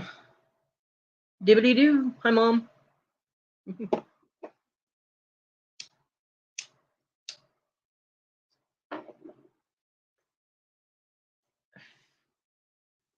Oh, she's getting all the gnomes.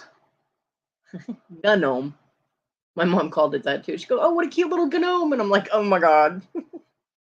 She's never gonna stop calling it that. Packing is almost done. Well, that's a good thing. Pace yourself, girl. Pace yourself. I mean, I'm not looking. I'm looking forward and not looking forward to going through all of these boxes and stuff in my room, so that I can kind of compact everything. And I would really like to have totes for everything, but I can't afford them. Because it's just so much easier to store things if they're in totes, because you could stack them and don't have to worry about boxes collapsing or having a bunch of cardboard around. But totes are so fucking expensive, and I cannot afford them. So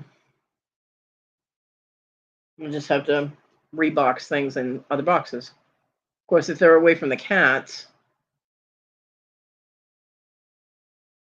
yeah, having a bad back is not an easy thing. Of course, if the boxes are away from the cats won't be shredding them. So, well, I won't say cats because there's only one. I got one cat that shreds my furniture, and I got one cat that shreds boxes. So, I mean, the arms of my wheelchair are all ripped apart. I have to duct tape them again. I had to duct tape the handles on the support bars that I have because Marty has decided they are her personal things to kill with extreme prejudice. Now, when she starts clawing up my wheelchair arms, now I've yelled at her so many times that now the dog starts growling and barking at her and will charge her and knock her off my wheelchair. It's funny as hell. You hear one little from their nails, and the dog is all like, blah, blah, blah. I'm like, haha, dog regulation. I get it, Melissa. I do. When my back went out completely, because I started having back problems when I was 19. When I had my daughter, when I got pregnant with my oldest, and I didn't actually get diagnosed with what was wrong with it until 2006. My daughter was born in 1988, and I kept going into, my back hurts and what's going on, and they would do X-rays and it would show nothing. And it wasn't until I filed for disability and finally got an attorney who ordered an MRI that they realized I had degenerative disc disease and that all of my discs are bulging. I'm like, oh, that would explain a lot. She made me sit down. She's like, I don't even know how you're standing up right now. Sit down. But yeah, when you go from just not wanting to do things like sweeping or vacuuming or doing dishes to not being able to, it's very frustrating. That's why I started making jewelry, actually. I started beading, just simple stringing stuff. We picked up some stuff at Walmart. Walmart. And it gave me a sense of accomplishment. So, of course, that was a rabbit hole because you start with simple stringing with Walmart beads, and then you want better quality beads, and then you buy a beading magazine and you're like, hey, I could make that, but I need those beads. And now I have more beads than I know what to do with that would last me like 5 lifetimes. And yet I can't find the stuff to make them. I can't find the components, and I know that they're here somewhere. And that's frustrating because I can't get through things because I can't reach things. But yeah,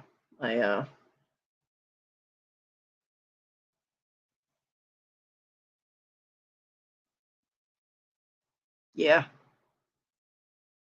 crafty people. We hoard. I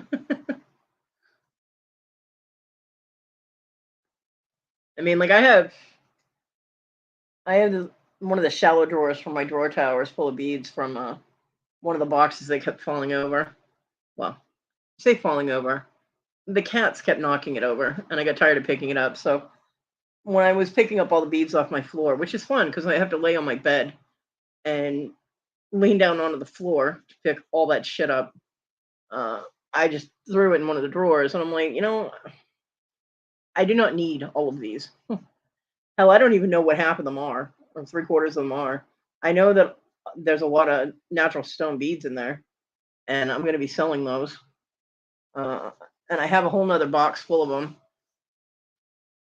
because that's not even part of my personal stuff. Um, Someone sent me this huge box from because they were minimalizing their stuff, and they were like, "Hey, I need your address. I want to send you something." I'm like, "Oh, okay. I like presents." And this gigantic box of beads showed up, and I'm like, "Oh my god!" So,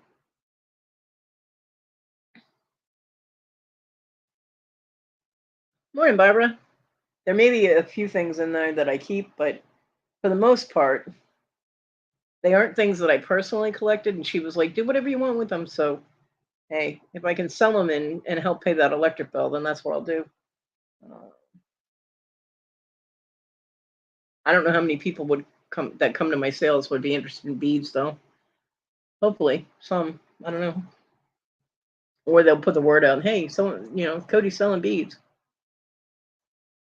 And they're not all stone beads. There's some ceramic ones in there that are pretty too. But they say if you haven't looked at it or used it in a year, then you can get rid of it. Well, with my personal collection, beads that I have bought for myself or whatever, um, and like Designs and Do-Overs sent me some stuff that I'm not going to sell. That's stuff I'll use. And Willow sent me a whole bunch of beads. Those I'm not going to get rid of, but these I've had for 3 or 4 years, and it was, yeah. So I need to make the money. If I could find my Swarovski pendants, I have some Swarovski pendants, and the box that I thought they were in is no longer where it was. So I don't know if the cat got into that and I moved everything. I cannot find them, and I'm pissed because I had like 10 of them. I mean, I had crescent moons and hearts and butterflies, and they're really, really pretty.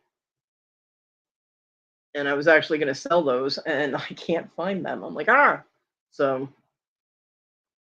I'm sure during the process of going through things, we will find everything that I'm looking for, but it'll be a slow process. I mean, y'all have seen behind me all the boxes and totes and things, so it's going to take a while to get through them because a lot of that shit's heavy, and I'm worried about my mom lifting it, especially the one I had to have my son pick it up and put it on top of the other totes. So I don't think she's going to be able to lift it, and I know if she's going to try, and she's either going to hurt herself or she's going to drop it or both. And it's up too high for me to help her with because it would be over my head while I'm sitting in the wheelchair. So that one might be tricky, and the top of it is over my head, so there's no way to go through it where it's sitting. She might be able to see into it or reach into it. I don't know. We'll have to see about that one, but um, and I'll actually eventually be able to get over to the corner where the actual lid to my pickle pot is. Right now, I'm using a little plastic container lid to put over my pickle pot, and it doesn't fit completely. So fits for the most part, but I'd rather have the actual lid that goes to it. But of course, Marty at some point decided it was a toy and knocked it off, and it went behind a box, and I can't reach it because it went behind the one box of books that I kept. So of course I can't move it. Way too heavy. So I have the books too. I have craft books, so I can sell those too. Crafts that I was like, hey, I could do that, and never got to it. I have a couple that one is how to utilize old jeans and denim and things to make things like purses and backpacks. Another one is making purses, and there's a few others in there that I can never going to do anything with them. So why keep them, right? I had high hopes. Had high hopes. Um. Oh yeah. I keep trying to go through stuff in my head, and I can't remember everything I have. No, they're pendants, Swarovski pendants. They were expensive as fuck too. I mean, just when you go to Michael's or something, or Hobby Lobby or wherever, and some kind of craft store, and you buy Swarovski bicone beads, you get like what 6 or 7 of them, and it's almost $8. So you can imagine how much the pendants are. I think they were around 15 or $16 a piece when I got them, and that was probably over 10 years ago. Darlene, good luck with that.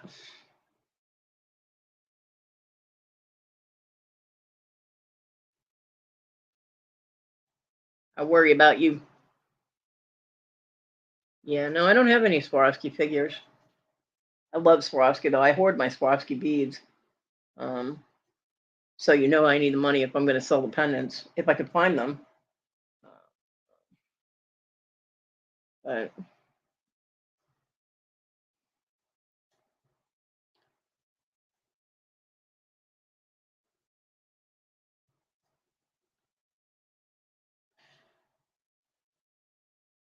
and I keep trying to go through my head to figure out what I have that I could sell, and I cannot remember everything that I have. And even if I could, I don't know where it is. So frustrating. With my luck, all the stuff I need is as far away from me as it can get. It's in the far corner of my room where it won't be seeing the light of day for a long time.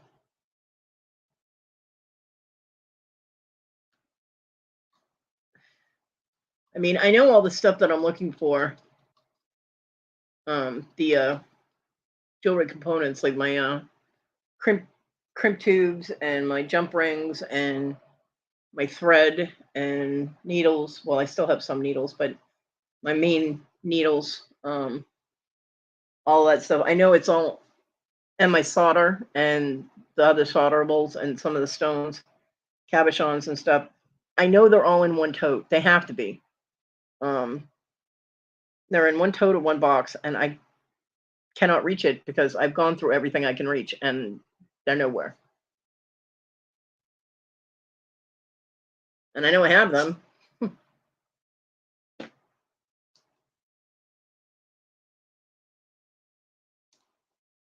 Very irritating.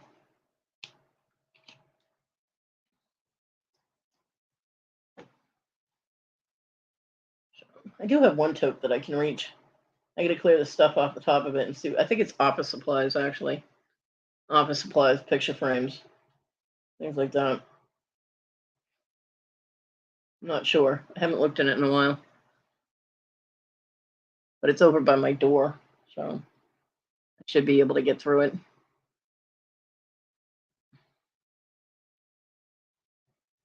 Well, at least open it, see what's in it. Now is when I'm wishing that I put like pieces of painter's tape on the sides of all of the totes and boxes with a list of everything that's inside. You know what I mean? So that I can be like, oh, there it is. Yeah. And I could have sworn all the jewelry stuff I had close to my bed because I was going to set up my, when everybody else was living in the house, I was going to set up my workstation in here, and it was going to be against the wall where I started setting up my bead towers, my drawer towers. And yet I've gone through everything I can reach, and that little, see, my solder and the stones and the bezel cups and all that, they're all in one of those little tabletop drawer things, the little white ones. It's got like the 3 small drawers on it that you put on your desk for whatever.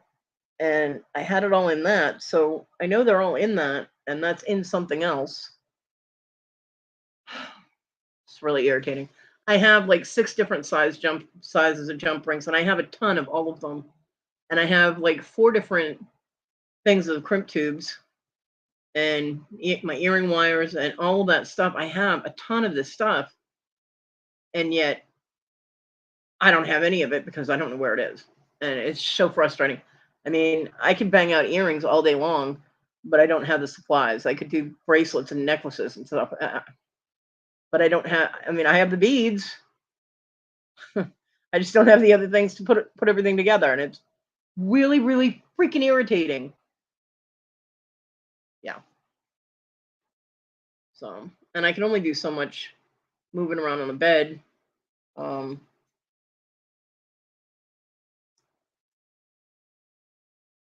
it's not comfortable. I mean, I'm a big person, so you know, having to do things sideways because the one side of my bed, the side I'm sitting on, I have room like I can put my foot on the floor. But the opposite side of my bed, the boxes are right up against my bed, so I have no place to put my foot. So I'm sitting sideways with both legs in front of me, and having to twist my back like that to go through things is very uncomfortable. Especially if I have to lift something, because lifting something with your back twisted when you have a bad back is crazy painful. And I have to be really careful about hurting myself, which makes what I did Thursday even stupider.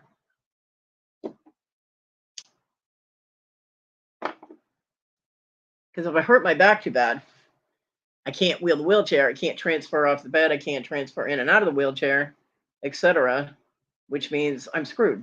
So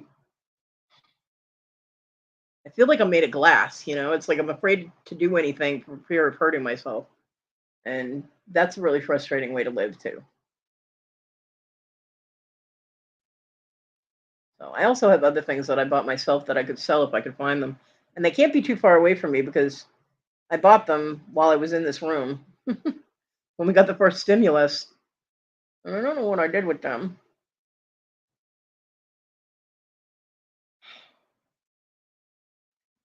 So I'm not selling my amethyst cluster though. My chunk of geode. I'm not selling that. I waited way too long to get one of those, and it's gorgeous. And I got it for a really good price. I'm not selling it.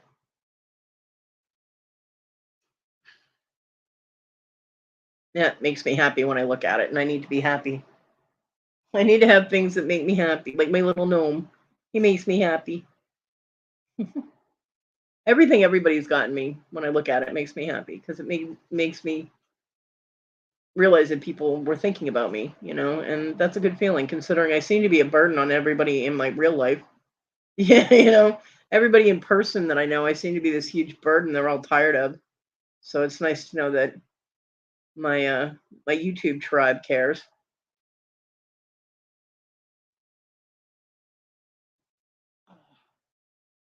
Yeah, my depression is bad these days. It really is. Sorry.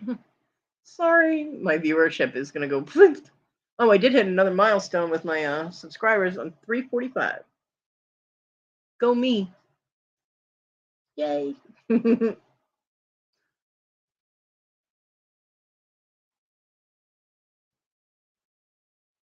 So that was fun news. Found that out this morning. Oh, Darlene, thank you. Morning, Tammy.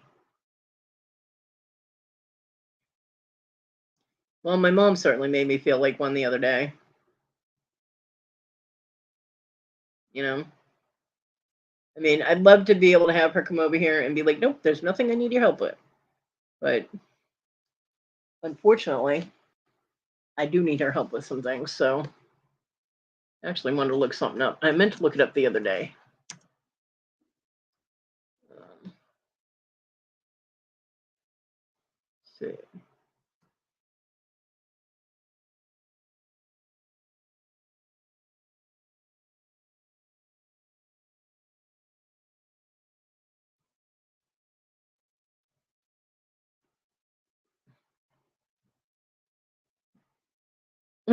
Oh, I forgot I put those in my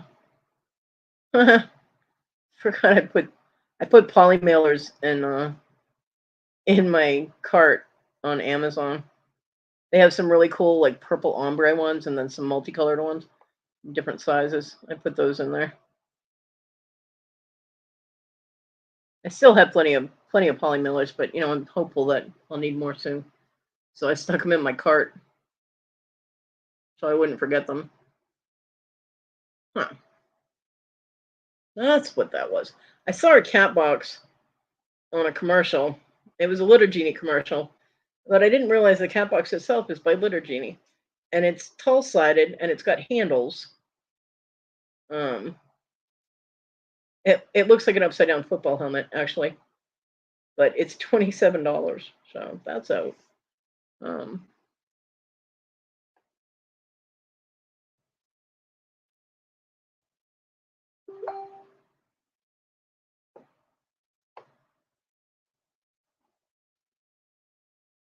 And that is the only one I see with handles.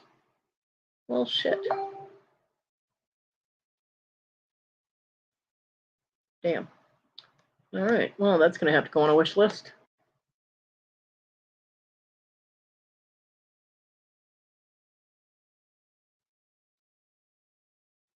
Because one of the things my mom's been having to help me with is the litter box. Because my mom broke mine.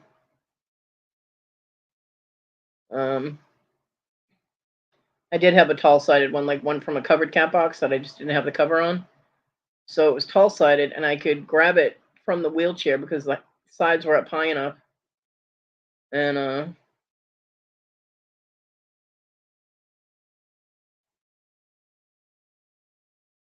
can you tell the difference in new beads? Let me see. That is adorable, by the way.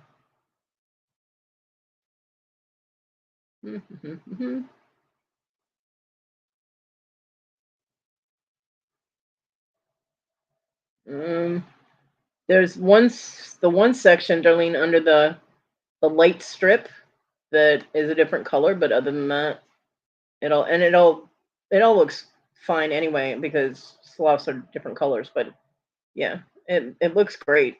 It's so adorable. I love sloths. Your work is beautiful.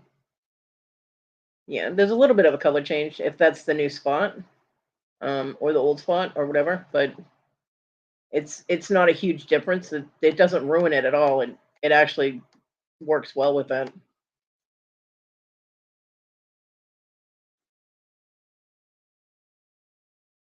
Yeah, my mom does it well. No, no, it's not bad at all. You're welcome. So yeah, so my mom, I don't know how she did it, but she went to, I think she grabbed the litter box by like one side.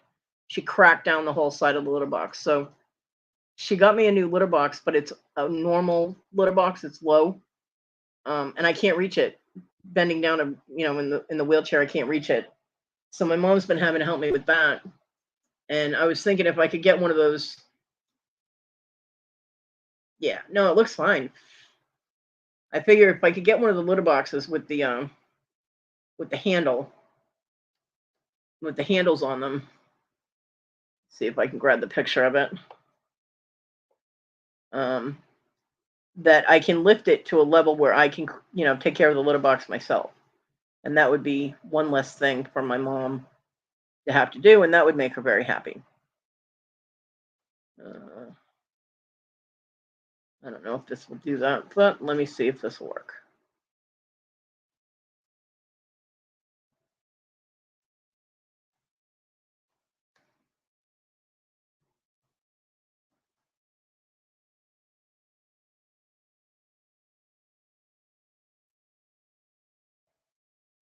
Okay. Can you see it? Yeah. See what I mean? It looks like an upside down football helmet. But see how the handles come up high? I'd be able to reach that. So I could lift it up onto a box or a tote, clean out the litter box, then put it back down.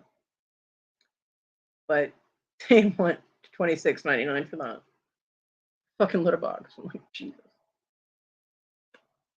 It would also help too if I had the litter genie, because I have a litter genie, but I don't have any of the liners. I haven't been able to afford the liners. They're on my Amazon wish list. But yeah,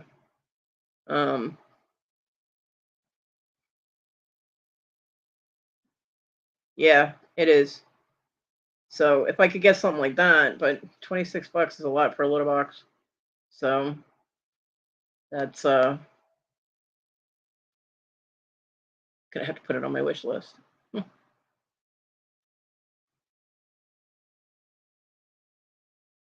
Let's see, because I do have an Amazon wish list.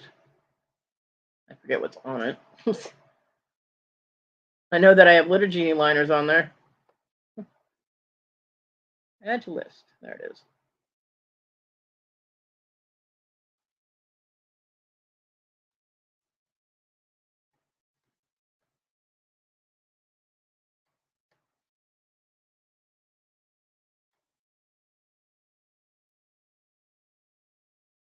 And I do have some stuff on the list that's just there to hold so that I can find it again. It's not for anybody to actually buy it. Whoops, I can take that off because I already have one of those. I already bought that. The magnifying glass thing. I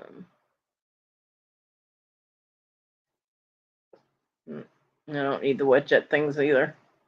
Someone bought me like an industrial size thing for the Swiffer.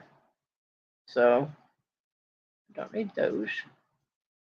Don't need paper towel. I had somebody send me paper towels. It is a huge thing of paper towel. I do not need paper towels for the next year. Let me tell you. Yeah. Let's see. The cat stuff I still use. Litter Genie refill. Pringles. I miss Pringles. Tide Pods. Not to eat. First step. Acetaminophen. Yeah. See, I have a It's called a multifunctional full motion desk edge table side chair leg clamping keyboard tray holder, laptop desk tablet holder, and mouse pad. What it basically is a desk thing for the wheelchair, and it hooks onto the leg instead of the arms because I have recessed arms on my wheelchair. So putting those little tray things on my wheelchair, you would have to weigh 100 pounds in order to fit in the wheelchair. So that's not happening. But I did find that, but it's $140. I would not expect anybody to buy it. You know what I mean? It's not on my wish list for anybody else to buy for me. It's just on there so that I don't have to look it up because it's the only one at the time that Amazon had. It's gone up $10 since I found it. So, but yeah, that's because it would make it so much easier for me to transfer things and not have to wheel the wheelchair with one damn hand because that is really uncomfortable. Really uncomfortable. Oh, hold on, I just closed it out.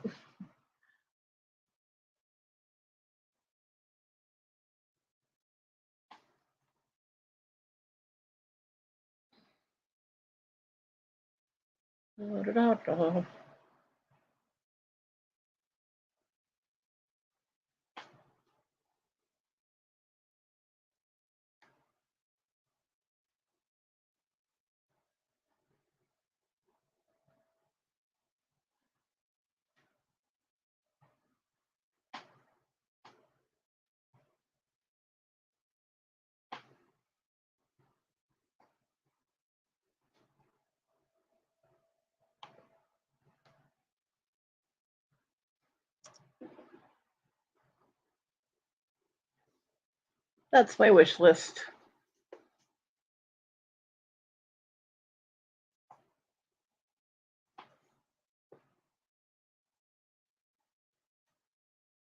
Yeah, mine gets like that too, Bobby.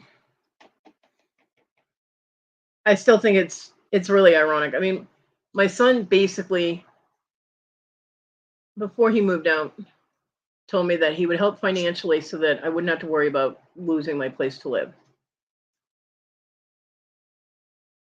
And he did help for a few months. Then he was out of work. Then he was working. Then he got sick. And then he was better. Now he has a PS5 and told me he wants to buy the TV for $400. I'm like, yeah, but where's the financial help? So he hasn't kept his word. My mom asked, well, did he mention when he was going to start helping again? And I'm like, nope.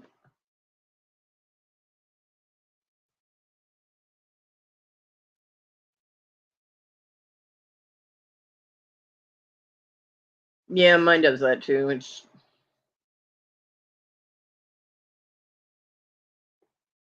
Kids suck. I am so happy for the parents who get along great with their kids. I am. And it used to be like that with my son until he moved in here and felt that, he wasn't a caretaker and wasn't comfortable taking care of me. And I'm like, well, it would be nice if you actually took care of me. Do you have that feeling? But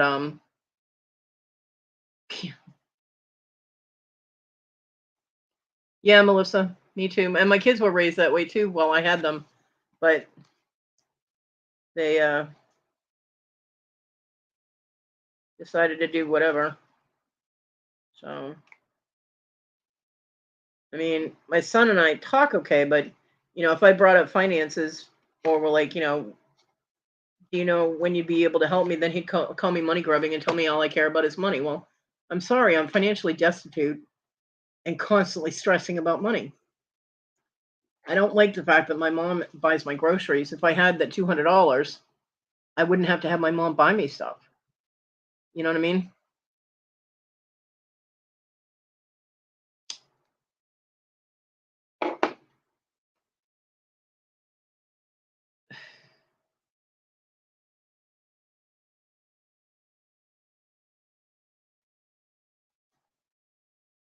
Yeah, I'd have to give you the different link. I gave you a link to view only so that you can look at it and buy something. I can get the link to so that you can edit it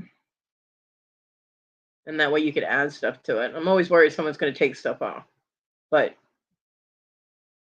invite people so they can add.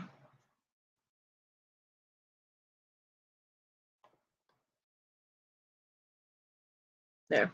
That's the one where you can add things to it if you want.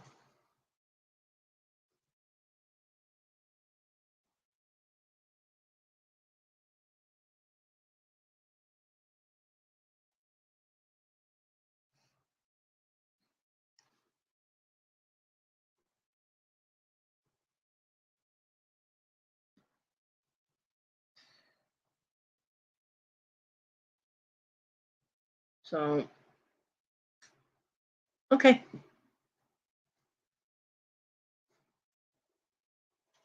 Yeah, I don't get it. I mean, both of my girls want nothing to do with me.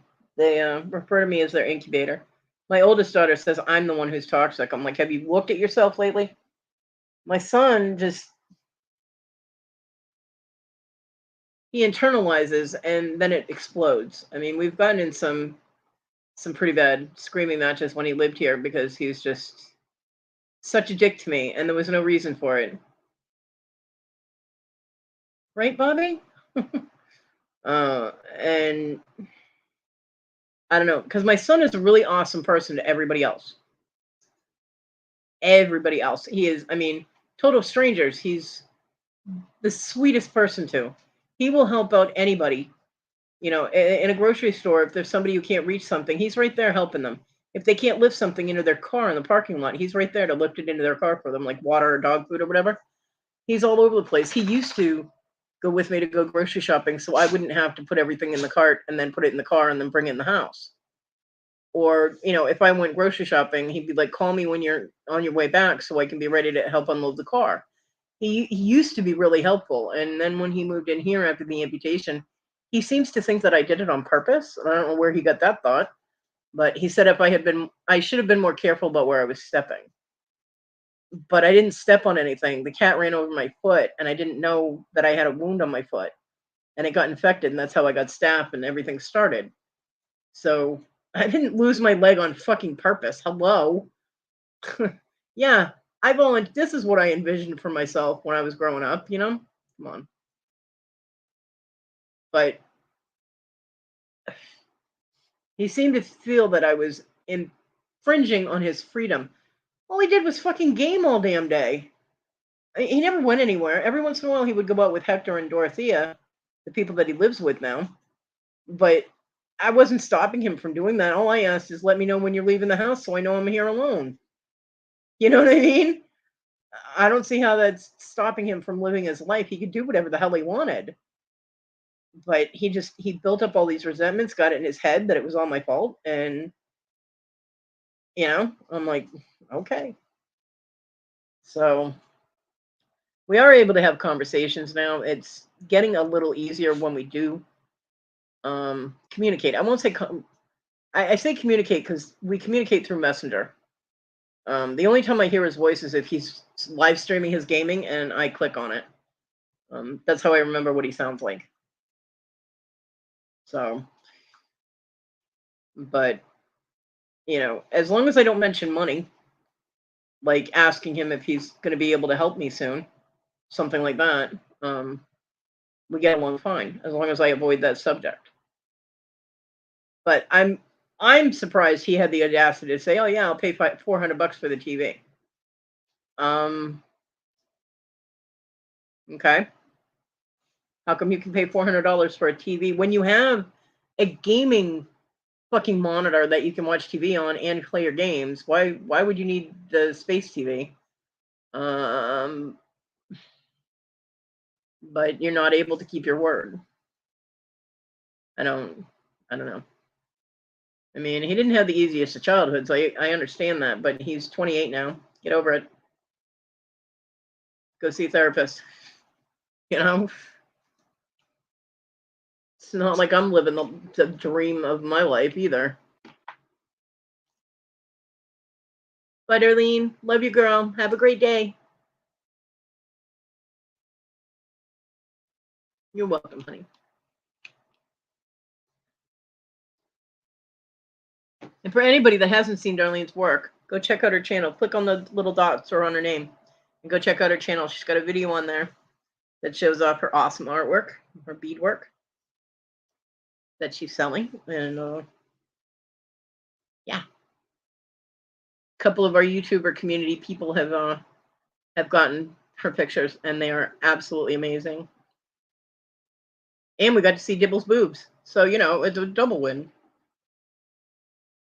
Nah.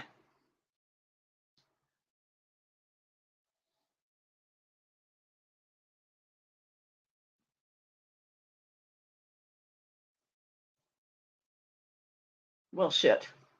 I just realized that big box of beads I was talking about, the cat's knocked it off the box it was on, and it's now sideways with the open top against one of my drawer towers. So when I go to move that, those flaps are going to open. I'm going to have beads all over my damn floor again. Anybody want a couple of cats? They're free. Oy.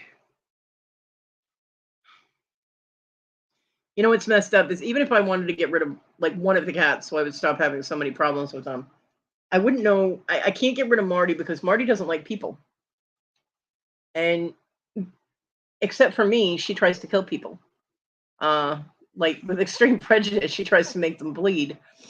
And Onyx is the lover. She's the cuddler, the loud one that you always hear. So yeah, they're here. They're not going anywhere. But it's fun to threaten them with, "You're going out the damn door if you don't behave. I'll find you a new home." Like, and Marty was John's cat. I know he wouldn't want me to get rid of her because I'm the only one she likes.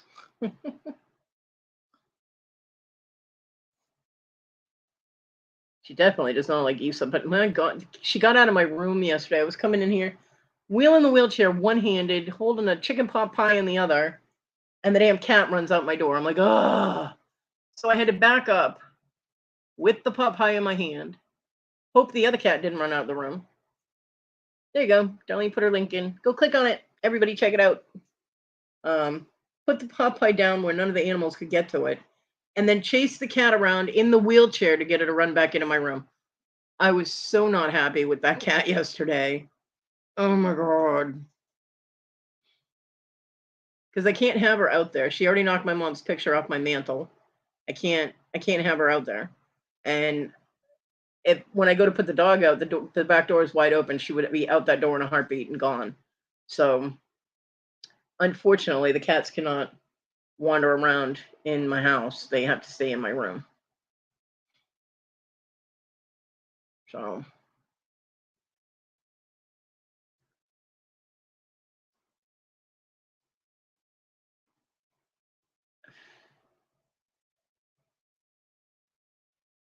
and I tried leaving the joining door because I have a door that joins into what will be the storage room, and that's where the cat tree is, the 6-foot fucking $90 cat tree.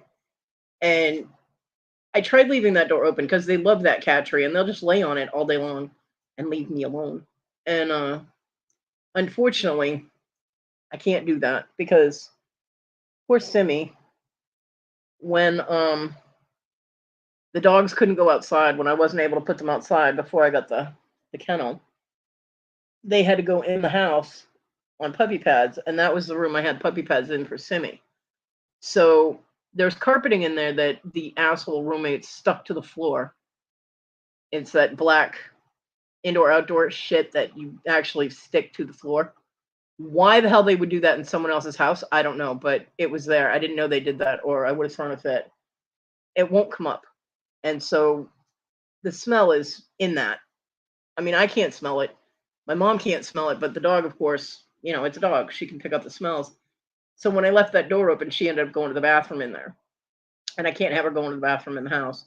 And I can't yell at her because that's where she had to go when I couldn't put them outside. So I can't leave that door open, unfortunately, because it won't stay open just a little bit. And I don't have anything I can put in front of it to keep the dog from going in there. So my life. Once I can get all these boxes out of my room and I stop living in a storage unit, I'll be able to pull that cat tree in. Hopefully it comes through the door. I hope it fits. It's really big. But I'm going to have to measure the doorways and the base, make sure it comes through. Then I can have the cat tree in here and they can crash out on it in here, I'll make them really happy. I'll put it in front of the window. Because they love laying in front of the windows.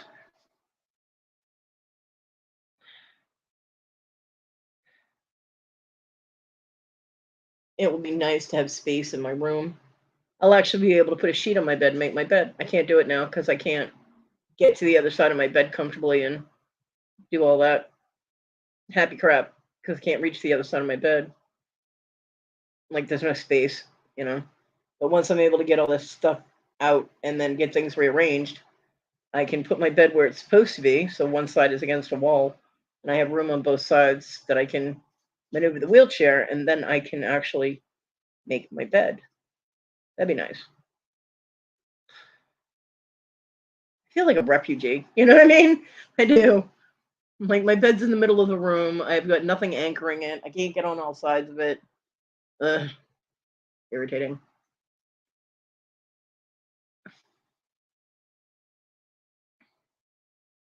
Boo-hoo, poor me. We deal with it. We adjust. But I don't want to get too comfortable with it. Be like, get used to it to the point of complacency, because that's when you get in trouble. And that's when you start living like Howard Hughes with bottles of urine in your closet, and I'm not doing that. So there's actually probably stuff in that closet I could sell.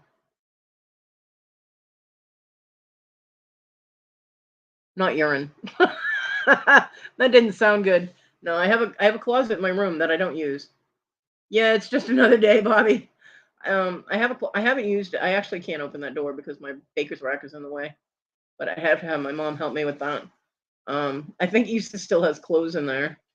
And I know there was a bunch of stuff she kept hiding from Talon in there. So there's probably stuff in there I could sell. If she hasn't remembered it in 2 years, then she doesn't need it. But I think there was like Nerf guns or something up there still in the package. Hopefully there's not still candy, because she's hiding candy in there. I busted Talon climbing up on a table. He pulled a little end table over. And I was out we were all out in the, like I was cooking or something. And John and Issa were in their room, which was the living room at the time. And I heard something. I'm like, what the hell was that? And I come in their room. Well, I come in this room. And Helen is standing on top of the table, getting into I think it was Halloween candy, getting in a candy in the closet that he said put up there to keep out of his reach. I was like, you little shit. And he goes, uh-oh. I was like, what are you doing? He goes, I said, and what now? He goes, I busted. I'm like, yeah, you're busted. Come here. I picked him up off the table, gave him a piece of candy, told him to go away. Don't do it again. That kid, I tell you. He was a pit, man. I mean, he walked, literally, I called him my tiny T-Rex for a reason. He walked so heavy for such a small child. He would make the whole house vibrate. Yet when he wanted to get into something, he was like a ninja, man. You didn't even hear him, nothing. I remember when he was 2, he got out of his crib. I was sitting in my room, and I heard nothing. I mean, I was on the computer, but I didn't have any volume on. I had no sound on my computer. I forget what I was doing, and I didn't hear a damn thing until I heard on my door. It's like 3 o'clock in the morning. I'm like, yes, and the door slowly opens, and he pokes his head and he goes, "Hi, Auntie Bear." I'm like, "Oh my God, what are you doing?" He got out of his crib. He climbed out of his crib and got all the way across their room, navigating all the crap that he's had everywhere, and came to my door without making a sound. I'm like, wow. So I scoop him up, has sat him on my computer. We looked at some dinosaur pictures, which he absolutely loved, and for about a half an hour. And I was like, all right, it's time to go back to bed. He goes, I don't wanna. I'm like, I don't care. And I carried him out to the living room, and I kicked John. I was like, hey, did you lose something? And he wakes up and he looks at me and goes, how the hell did he get out? I'm like, he climbed. He goes, well, shit. So I put him back to bed. I was like, stay in your crib. He's like, fine. Hey, Mr. Jim, have you recovered from your wallet trauma from last night?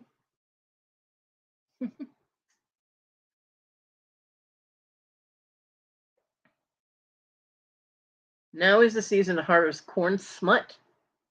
That sounds kinky. Barbara, what are you people doing over there? Not yet. That was an awesome piece that you got. I'm very jealous. Very, very jealous. I have bear claw envy.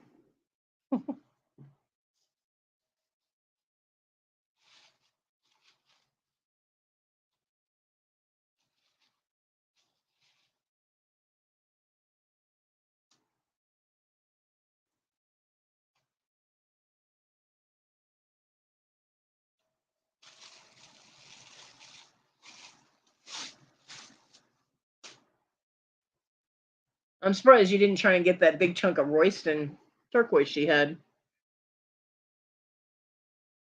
I think you left though. I know Miss Joni said she was going to bed, but we thought you were still there. Yeah,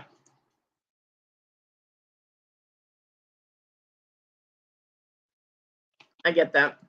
I wish I had the money to be able to get Sandy pieces. I really do. I'm telling you, there's a list of people on here that you fell asleep. Um, there's a list of people on here that would have all of my money if I had money. You know what I mean? And you're one of them. Yep. I showed my mom the little gnome home and the little jack-o'-lantern witch with the witch hat on, and she thought they were absolutely adorable. She loved them. I couldn't show her that they glowed because I don't know where my UV light is, but I she did think they were absolutely adorable. She was like, "You need to find some place to display all this stuff." I'm like, "No kidding." For now, it's all tucked back nice and neat in its little container, its little packaging, so that it doesn't get damaged. But eventually, I will figure out some place that I can display everything. I can't put it in my room because the cat will use all that shit for hockey pucks. But I will eventually find a place. I mean, my fireplace mantle is only so big, but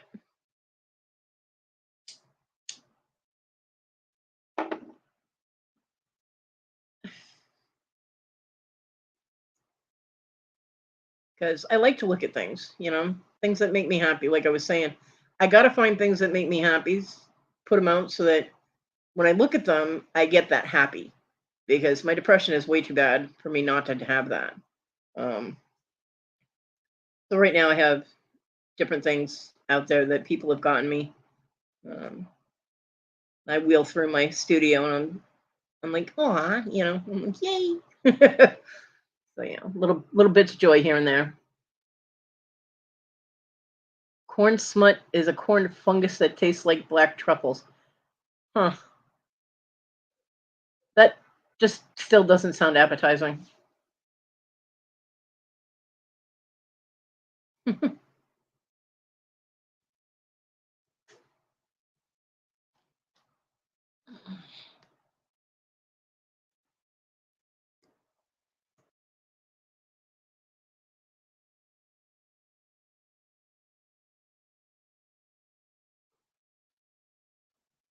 Ew, it doesn't look appetizing either.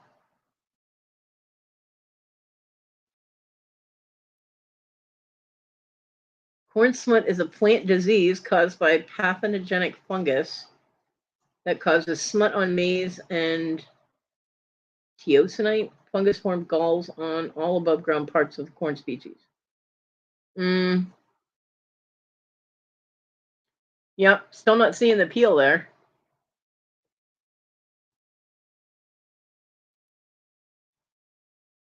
It is safe to eat. Makes a delicious filling for a lot of Mexican dishes such as tamales and quesadillas. Well, that's good. The taste has been described by different people as being mushroom like, sweet, savory, woody, earthy, smoky, corn light, or inky. I'm sorry, inky is not a flavor that is appealing. Everything else is okay. Not all descriptions sound appealing, but corn smut does have high levels of flavor compounds, citolin and vanillin, with high levels of glucose. Hmm,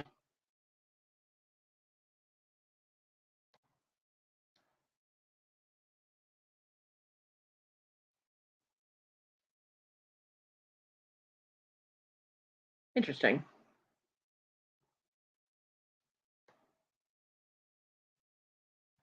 I would probably like it if somebody did not tell me what it was.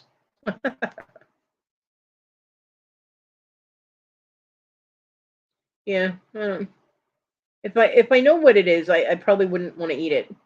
Like if someone said, "Here, eat this corn smut," I'd be like, "Nope." But if they just said, "Here, try this," and I didn't know what it was, I might, and I would probably like it. I'm not saying I wouldn't. I just eating something that's considered a disease, plant disease, just doesn't. My brain would not be able to process that it was food because disease and food don't go together. You know what I mean?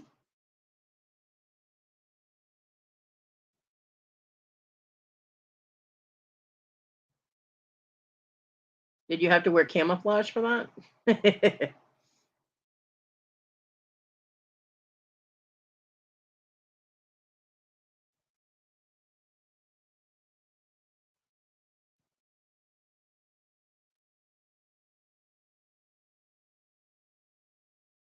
funny. Every time I think of camouflage now, I think of my friend Rebecca in North Carolina, who was so happy when she got this rifle that she ordered. Yeah, but mushrooms aren't a disease. She was so happy she got this. She ordered this rifle, and she was so happy when she got it. And it was pink camouflage, and she sent me pictures of it, and she's like, "Look, I finally got my rifle." Da, da, da. And I'm like, "Are you hunting flamingos? Why would you need pink camouflage?" It was funny. Yeah, it's a fungus, but it's also considered a disease, and mushrooms are not considered a disease. Now that the word disease is in my head, it's not going to go away. Yes, mushrooms are a fungus, and I can eat mushrooms. I can. I have no problem with mushrooms.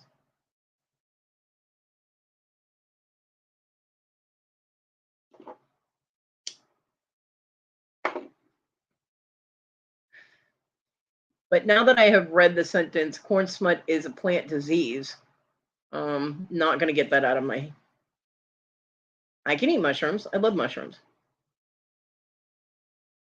but I can't get the word disease out of my head now in association with corn smut. So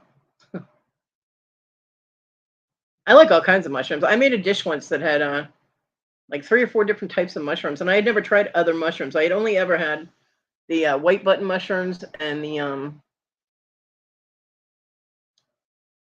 portobello mushrooms. So I had this recipe, and I got it from the American Heart Association cookbook, and it called for like oyster mushrooms and like 3 other kinds of mushrooms. I'm like, where the hell am I supposed to get that? But we do have a grocery store here that has a that really wide variety of different mushrooms. So I was actually able to get most of them there, and I made the dish, and it was super good. It was really good. Yeah, portobello mushrooms are yummy. So good.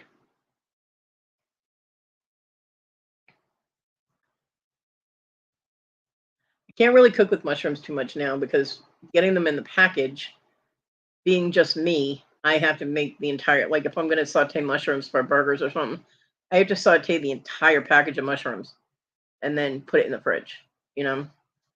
So what I usually do is I get a yellow onion and I get my mushrooms, and I'll saute all of them in a big frying pan and then just take what I need for my burgers, put the rest of them in the fridge and use it as I go along, because otherwise the mushrooms get all icky.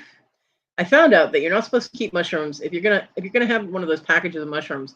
You're not supposed to keep them in the containers that you buy them in the grocery store, because even though it has those little vent holes, it's still the packaging holds too much moisture, and that's why your mushrooms get slimy. I'm like, oh, it's like it's much better to put them in a paper bag and put them in your fridge. And I'm sitting there going, where the fuck am I gonna get a paper bag?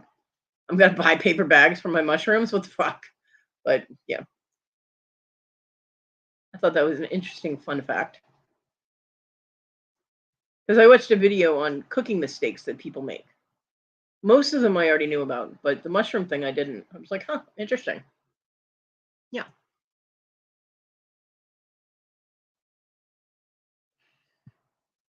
Now, if you have Talon around, you don't have to worry about that because he'll eat the entire package while you're sleeping. We had gotten 2 packages of mushrooms, and I know I told the story before, but we got 2 packages of mushrooms, the white button mushrooms, and I forget what I was making, but I was making something that called for a crap ton of mushrooms in it, and I went to make it the next night, and one of the packages had 1 mushroom in it. The other one was completely untouched, and I'm like, okay, who the hell ate the mushrooms? And John and Issa are like, what? And Talon immediately put his head down and tried to ignore me. And I'm like, Talon. He goes, what? I'm like, did you eat the mushrooms? He goes, they were good. He ate all of them out of the package. I'm like, are you kidding me? Talon, that was for dinner. He goes, I'm sorry. They were good. I'm like, I was like, well, here, eat the last one because it's just this lonely little orphan mushroom. He come running over, grabbed it, and shoved the whole thing in his mouth and ate it. It was so funny. You're also not supposed to wash mushrooms. That was a new one on me. You're not supposed to wash mushrooms. Now, I've always been told because they basically just pick the mushrooms and they're covered in dirt and all that stuff, and so they're, everybody's like, you should wash off vegetables and things like that to get all the contaminants off them. But you're not supposed to actually wash mushrooms because they'll retain the moisture, and mushrooms already have a lot of moisture. So when you cook them, it releases all that. And yeah. Uh-huh. You're supposed to use like a damp paper towel and wipe them off. I'm like, that seems like an awful lot of work. I'm not wiping off all the damn mushrooms. Yeah. Even I learn new things. I like learning new things. And right now, that's the only thing I retained from like a 2-hour video on mistakes people make while cooking. Yeah, Kathy, I always did too. Because I'm thinking, dirt, manure, whatever they use to grow it is all over them, you know. But yeah, they'll absorb the water from you washing them, and then it releases it when they cook. So, huh. Yeah, I created the mushroom monster with Talon though, because he used to watch me. He would stand on, like, his parents' bed was right up against the other side of that long kitchen counter thing that I got. And well, you go, Bobby. So he would stand on that while I was, dicing onions or cutting up onions and mushrooms and stuff to cook with. And I gave him a piece of mushroom one day. I was like, here, try it. And he like looked at me funny until I ate a piece too. And then he ate it. He goes, mmm. I'm like, they're good, right? And he goes, mm-hmm. And then he sat there like a baby bird. Every time I sliced a mushroom, he opened his mouth. I'm like, you're not eating all of them. But yeah, I created that monster, so I couldn't really yell at him for eating mushrooms, but I did tell him next time, ask. Because I didn't want him being a picky eater. Because my grandkids, oh my God, they won't eat anything except junk food, thanks to their mother. So I didn't want Talon being a picky eater.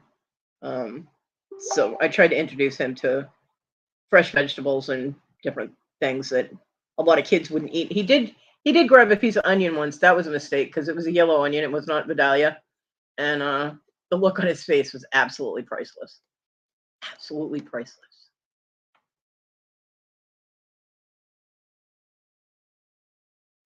And I was like, don't eat. And too late. I was like, yeah, honey, that's an acquired taste. You might not like those raw. He didn't mind cooked onions, but he didn't like raw onions.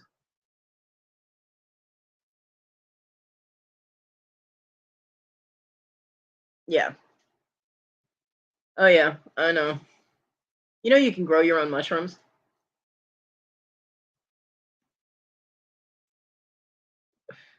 I thought about doing that. Getting one of those kits that you can grow your own mushrooms. And then I'm like, I would never use all of them. I'd end up throwing so many of them away. You know what I mean? I do like mushrooms. I like mushrooms, sauteed onions and mushrooms on my burgers. Call them my garbage burgers because you pile up. Well, the way I make them, I use mozzarella cheese on my burgers. I don't like American or cheddar or any of the other cheeses. I like mozzarella. And I know I'm not saying it the Italian way. I don't care. I'm not Italian. Um, and so I saute onions and mushrooms with some garlic and butter, and I pile it up on my burger, and then I put the slice of mozzarella on top of it.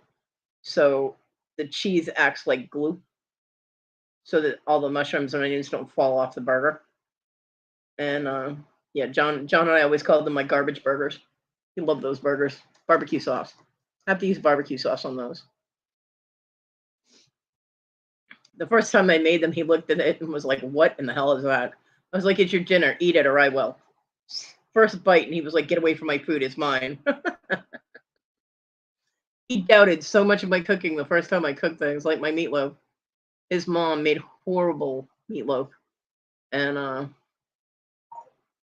so the first time I made meatloaf, he grabbed the mustard, and I was like, "What is that for?" He goes, "The meatloaf." I'm like, "You are not putting mustard on my meatloaf." I'm like, "You haven't even tried it yet." He goes, "I don't like meatloaf." I'm like, "How do you know you don't like my meatloaf?" He goes, "I don't like meatloaf." I'm like, "Take a bite." He goes, "But I haven't put mustard on it yet." I'm like, "You're gonna wear the mustard in a minute. Take a bite." And he took a bite, and I handed him the mustard. He goes, "I don't need that." And he finished eating. I was like, "Yeah, that's what I thought." But his mom's meatloaf apparently was always really dry and tasteless and gross. And him and his dad would have to smother it in mustard, or it would have no flavor. So there were a lot of things that his mom wasn't a very good cook. So there were a lot of things that I cooked, and she would cook the same thing, but mine was good and hers was not. So I'd have to force him to take a bite of it before he put like hot sauce or mustard or whatever all over it. You know, it took 20 years to train up that man, and then he died on me. I'm like, all that hard work for nothing. Fuck.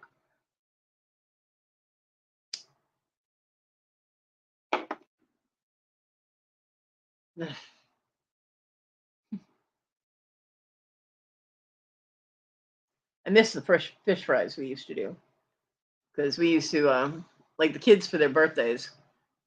Um, we used to go to Chinese food, and then our Chinese food place closed down, and then they tore it down. I was like, damn, landmark gone, poof. So the year they did that, we didn't have another Chinese buffet that was decent. So we decided to do a fish fry. It wasn't really fish. We had shrimp and chicken and French fries, and I had scallops. And John was like the fry king, so I'd be in there freaking detailing shrimp. I'm like, can't you just buy them without the tail on? He goes, no. dick. Uh, and he'd make the batter and everything, and then he'd fry everything up. And so after that first time, whenever the kids had a birthday, that's what they wanted. So we'd do this whole big extravagant fried food. Oh, it was probably really unhealthy for us, but it was so good. And yeah, I miss that because I'm not doing all that for myself. I'll make fried fish. I'll do my fish, but I won't go through the beer batter frying shrimp and all that. Yeah, I love shrimp too.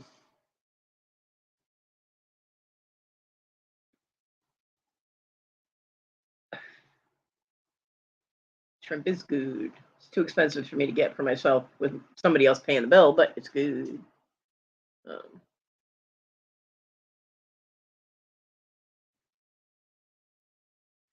I'll tell you, one of the things I'm getting on my when I'm able to sell that big ass TV, one of the things on my grocery list is going to be my tilapia, so I can make my fried fish. Because I somebody sent me some. They sent me a grocery order, which was very sweet, and it was a bag of tilapia fillets, and I haven't had my fish in like 3 years. So I was like, hell yeah.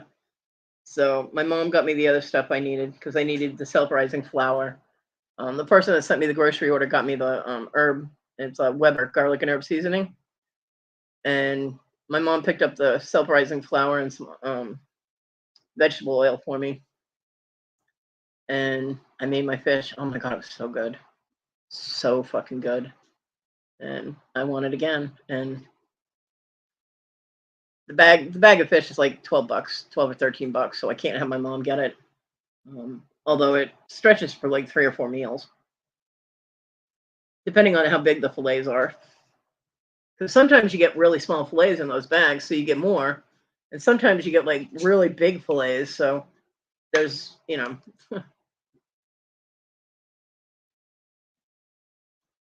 but yeah, I mean it's really simple because you use self-rising flour. You mix some of the garlic and herb seasoning in it, and then you do like the egg wash with egg and milk, and you coat the fish and you fry it, and that's it. That's really good. Not overly healthy, but it's fish, so it's good for me, right?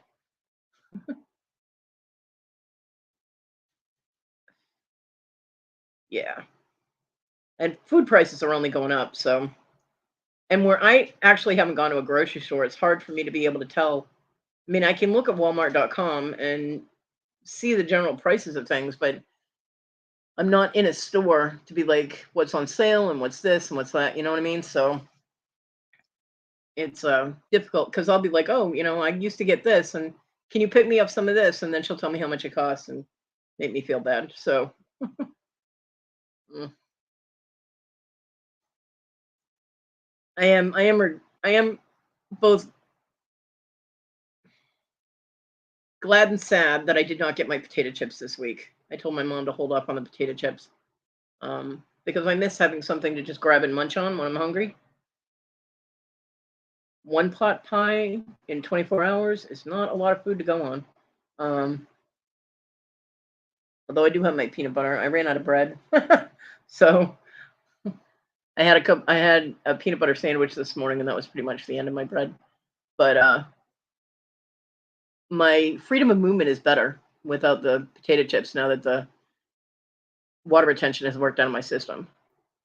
But not having something to munch on is I don't get grocery ads.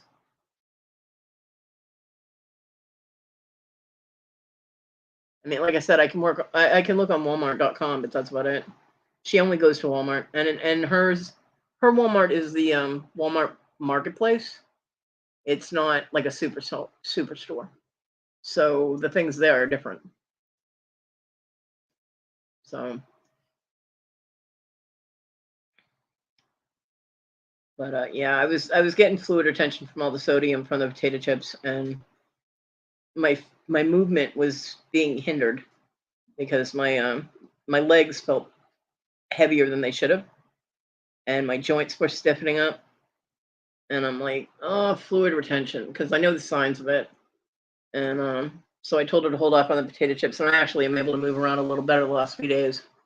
So the sodium and water retention has apparently worked out of my system. I'm just glad it didn't mess with my blood pressure. I haven't had any blood pressure issues in a while. Knock on wood. Knock on wood. So,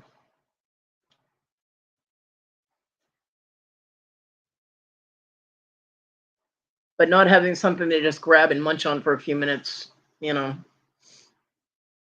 is irritating. Hey, Steph.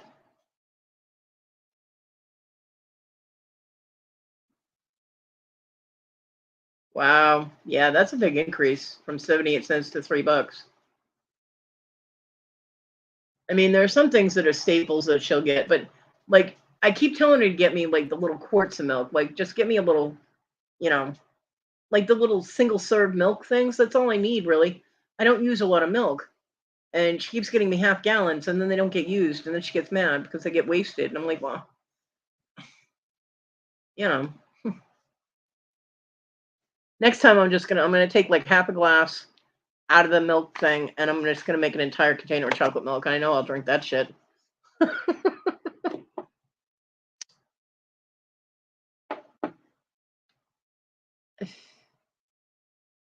I don't like wasting food because I'm not paying for it. Well, first of all, but even if I was, I don't like wasting food, you know.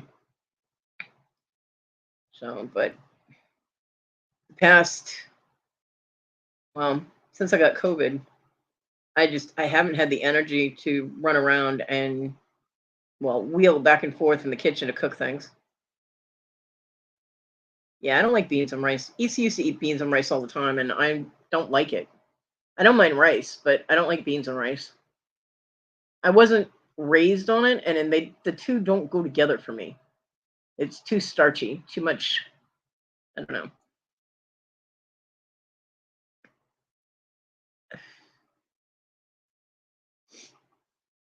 I have some of that Tyson diced chicken um that I'll throw like a handful of that in a container. I'll nuke it, heat it up, and eat that with rice and a vegetable.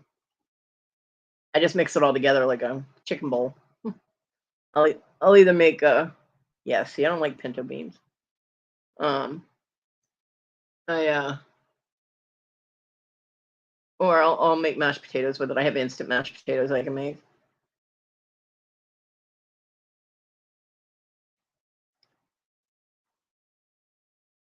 But I usually have my mom pick me up like 4 chicken pot pies, and that's what I live on for 4 days. And then I have to force myself to actually wheel around and make food. But I'm afraid to ask her to pick stuff up because she always complains, and I feel bad, and I feel bad enough all the time anyway. I don't need anything adding to it, you know. And I've told her that I'm like, please stop complaining about prices. I'm like, I'm getting the minimalist. I mean, most people cannot live off what I live off of for food, so you know,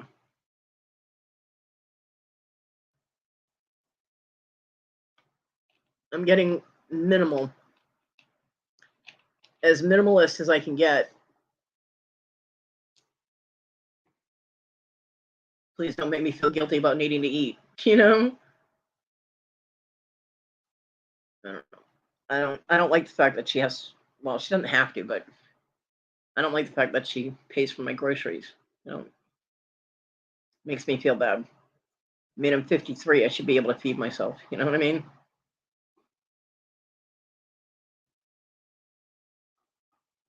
Ah, I got crap in my eye. I don't like that. So, but hey, if I ever get that box from Kathy, I'll have plenty of chocolate to live on.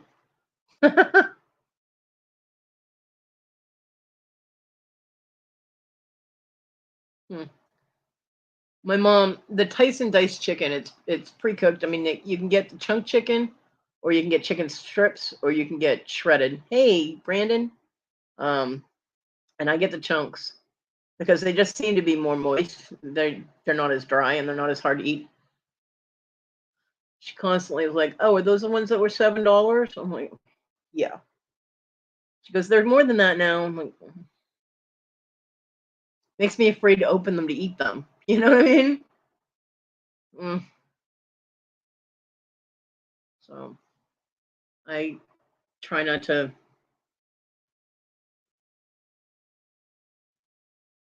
Yeah, they are good. They are good. I used to use those. I'd use a whole bag of them actually when I was feeding all of us, and I'd make chicken fettuccine or chicken alfredo, and I'd use that chicken to make it, and it was so good. I used it once to spaghetti too. We didn't have any hamburger. All we had was a bag of that chicken. I was like, screw it. I heated up the chicken, threw it in the spaghetti. It was good. Chicken sketty.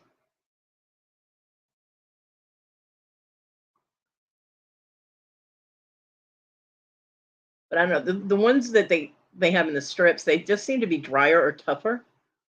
It's you get more of the skin and the flavoring and a little bit of the fat in the chunks.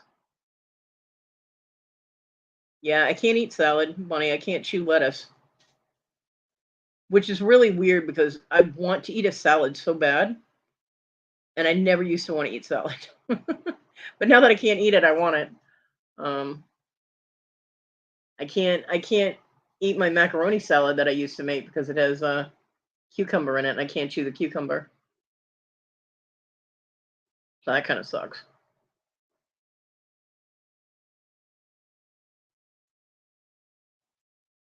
Brandon's waiting for me to ask if he got through the stones and rings yet.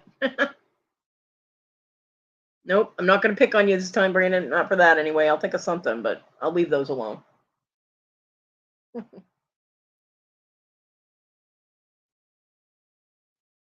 Brandon, I made the cut to be in the marathon. I got my email in fast enough, so I'm going to be selling on the family auction, family marathon auction. Yay! Now I got to find stuff to sell. uh, oh,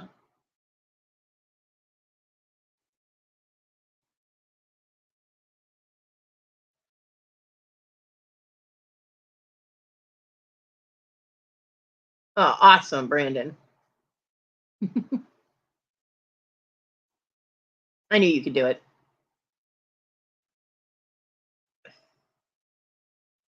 Yeah, I mean, I'm excited. I mean, hopefully I make enough I can buy my own food for the month. It doesn't. I mean, that for most people that would sound like a lot of money. For me, it's not because I really don't buy that much food. Well, I don't. Even when I shop for myself, I don't really get that much because I can't afford it. But if I can make $100 to help, put towards food, my mom would be happy.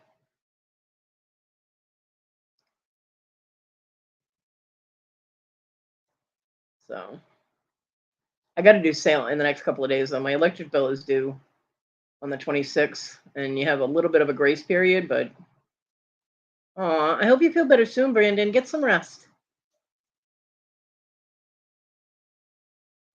Oh yeah, Kathy. Thanksgiving when he's home for Thanksgiving.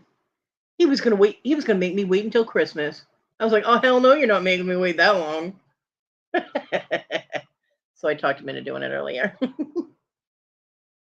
Yeah, I hope you feel better quickly, Brandon. It's no fun being sick.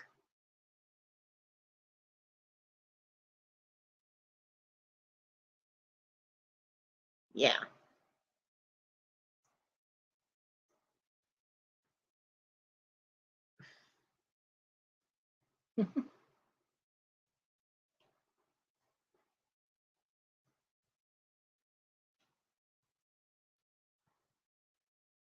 Well, see, his mistake was in giving me a preview of some of the rings that he had, and then saying he was going to wait until Christmas. I'm like, oh no,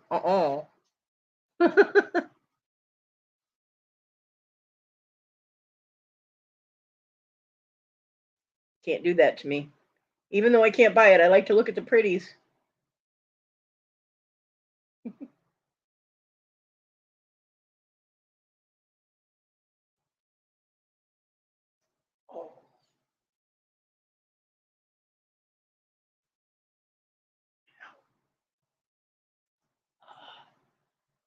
So when you lay back and straighten out your back, and it sounds like a zipper, that's a bad thing, right? Um, let's see, what is it today? It's cold in my room. I had to turn my fan down.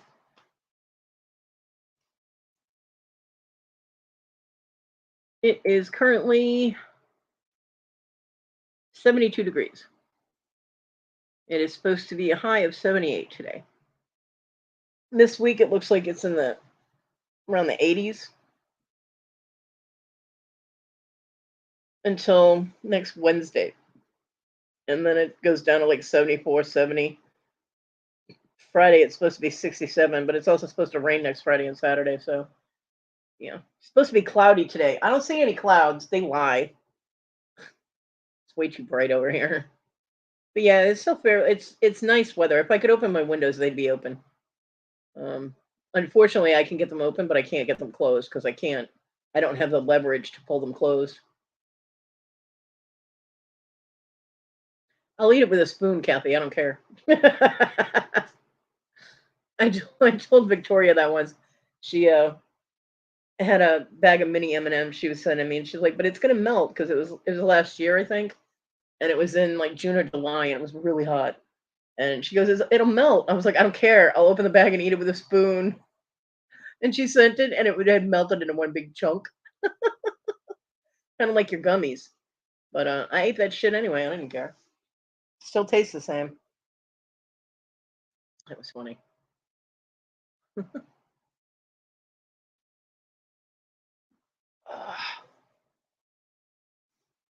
Now, see what I need, Kathy, is for you to go to one of those craft stores, right? Find a whole bunch of the components that I need and put those in the box and send it to me. Tell them to put them in a bag so that you don't have to go through a bunch of trash and you can just grab it and go. Have it all ready for me when I get there. You know what I mean? Ugh. I have some of that stuff on my wish list too. Um, because I was going through and pricing stuff, and I found a thing of jump rings. They're 24 colors. They're colored, which I think is cool. Working with colored jump rings. Um, and there's 7,200 pieces. I also have my crimp tubes on there. Crimp tubes went up. They're almost $10 now. But the pack is $20. I mean, it's a lot for jump rings, but they're 6mm jump rings, which is a good size, and they're all different colors, which is fucking so cool. Let me see if I can share it.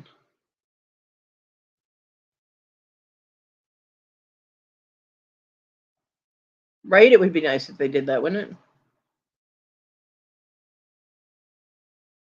You gotta wait until some crafty employee tries to steal some stuff and hide it in the dumpster.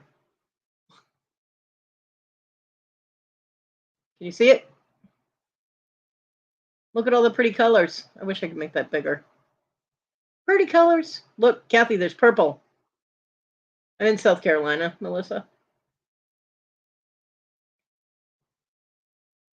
Yeah.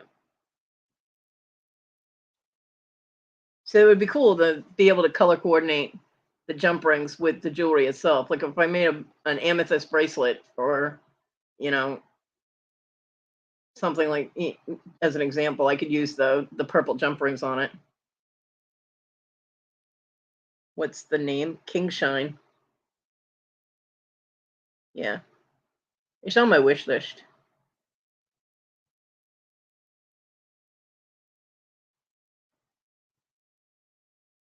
Ah, the hell?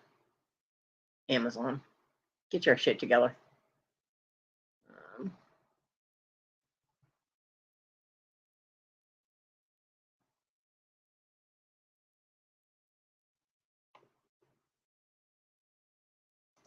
that's my wish list. What else do I got on there? I got my kit. My litter genie litter box, which I have to save up money for.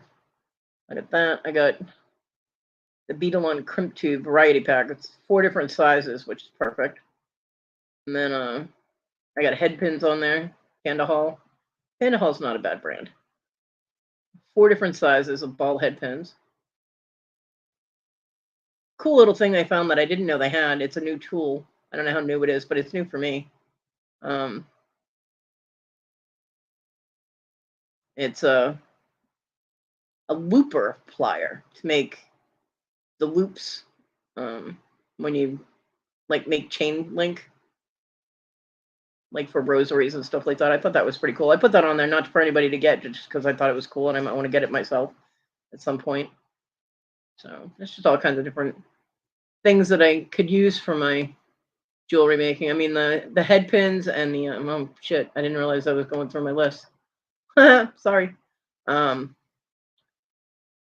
Things that I can use to make jewelry with and things like that. Oh, bummer.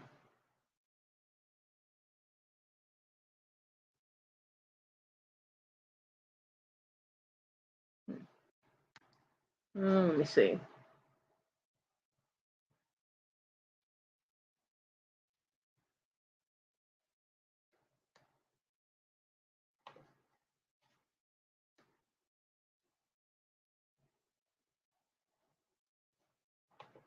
Oh, you found the jump rings?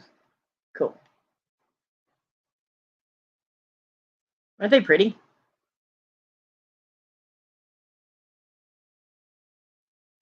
And these are the things. I have like seven or eight different tubes of these things. And they're in the land of the lost in my damn house. It's really annoying. So annoyed. These things, crimp tubes. These are the things that you use to put the jump rings on something, like a bracelet or a necklace, when you're going to attach the clasp, because you have to loop your wire through it and then around the jump ring and then back through the crimp tube, and then you crimp the tube, hence the name crimp tube. And that secures the jump ring so that you have a secure clasp. And I have so many of these things somewhere, and I don't really irritated. So irritated. And then what's the other one? And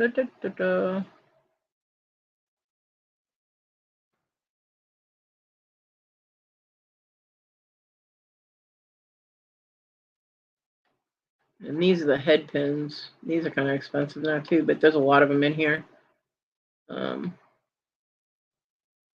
Basically, with these three things, I'd be able to make what I need to make. That's the head pin link. Not that I'm saying, buy these for me. I'm just showing you because you can't see the wish list. So, but those three things, the jump rings, the crimp tubes, and the head pins.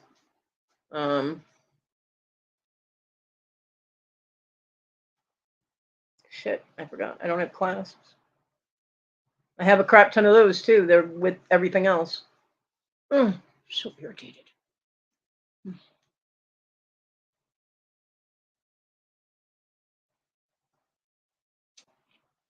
I haven't researched clasps though. I should. I mean, I prefer magnetic clasps, but lobster clasps are okay too. I cannot stand barrel clasps. I know I have a crap ton of barrel clasps, but I can't stand them. And the spring ring clasps are okay, but I can't get them open with my hands as bad as they are. So, I don't know.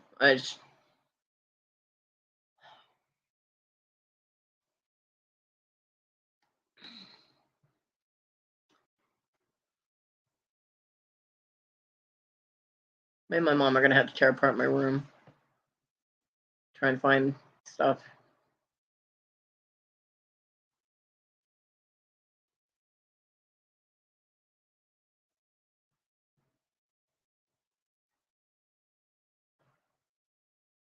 Because it's literally driving me crazy. It really is.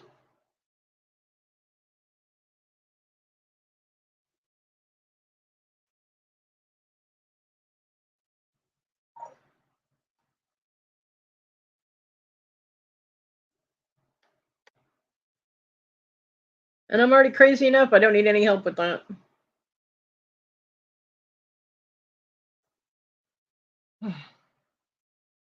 Well, I've been going 3 hours.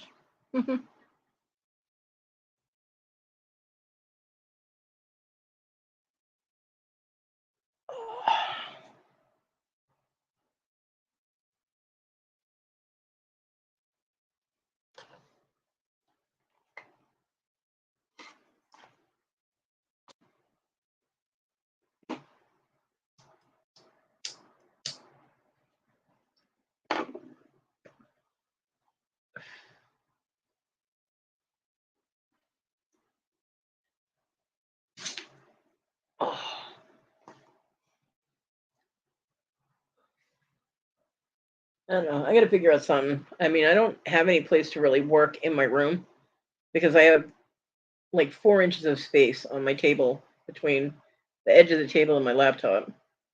And if I put my laptop on the bed, the cat's going to get on it. So I can't do that. And bead weaving isn't going to work in my room because that means thread. And thread and cats, no. But I'd be able to make earrings. I could probably make earrings in here.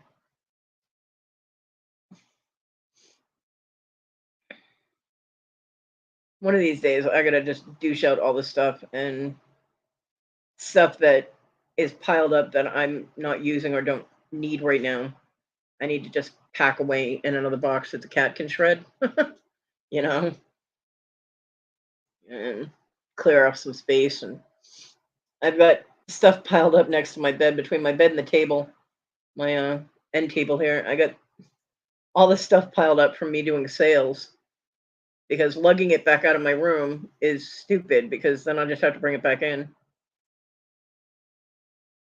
And there's probably stuff buried under there that I don't know.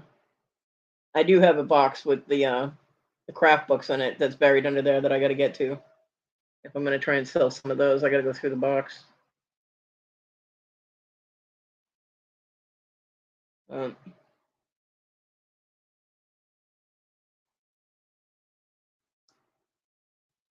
I wish I had more work surface in here because this is where I am most of the time. Sitting in the wheelchair is not comfortable.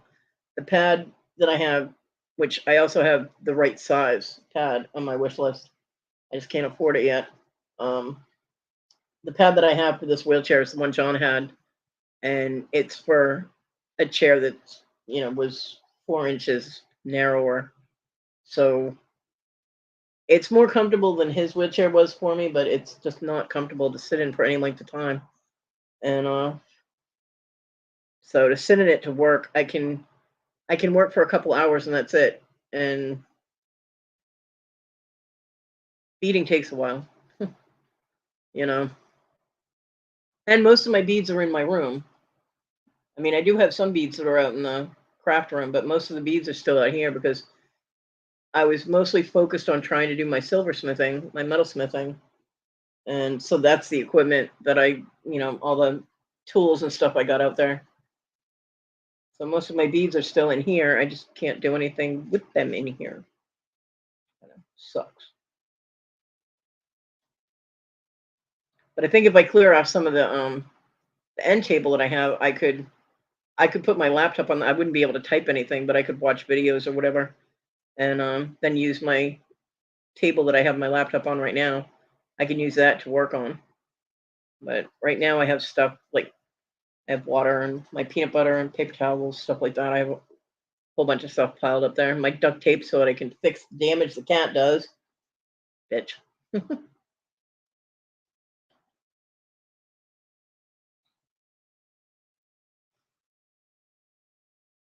Um, but like I got movies piled up on the table, and I haven't watched a movie in a year. I I really haven't. But they're all piled up from when John brought them in here. Because in order to watch a movie on my laptop, I have to clear off the other part of my table where I have my cup that holds all my stuff, my soda, my candle, my acetaminophen, my crap that's next to the laptop. I got to clear all that off so that I can open the DVD drive in order to put a movie in it, and I just don't want to. I don't want to. I'm lazy. Well, that, and then I pile it all up next to me, and then the cat knocks everything over, and then I got to pick it all up back up, and it's a pain in the ass. So,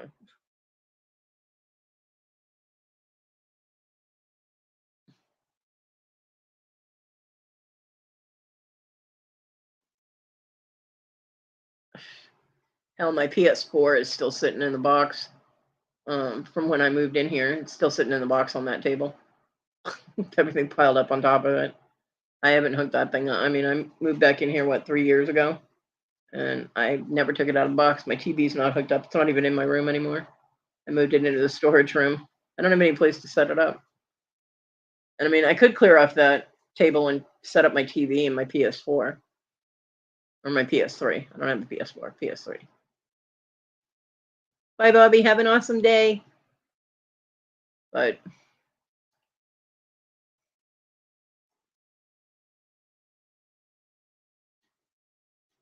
then I really wouldn't get anything done because I'd be busy playing Dragon Age all the time. Dragon Age and Kingdoms of Amalur. I haven't played those in so long, which is good in a way because I played them so often that I had everything memorized and it started to get boring.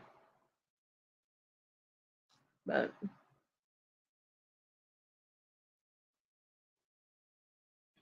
it's amazing how fast crap piles up when you only have so far you can reach. And so that's where you put everything. You know what I mean? Yeah. All kinds of stuff all piled up that does not need to be there. And I don't have any place else to put it, really. I mean, it'll just end up in a box on top of the pile. I tried putting things on my little blue shelves over there, and the cats kept knocking everything on the floor. So, because as soon as I put stuff on there, that's when they decide they want to lay on the shelves. Of course.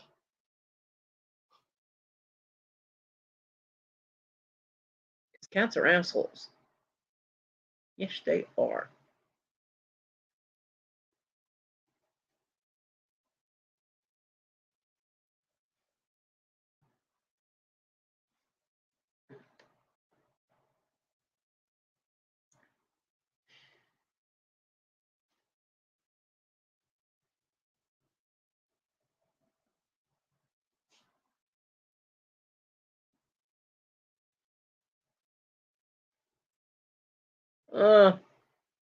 Education is having a 30% off sale.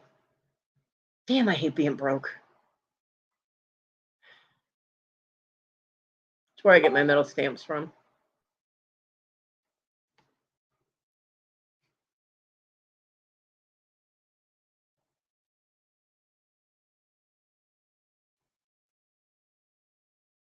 Oh, cool. My friend Kevin just sent me pictures that were taken with a trail cam. He's got, looks like elk. So that's not a deer. Looks like elk. Oops.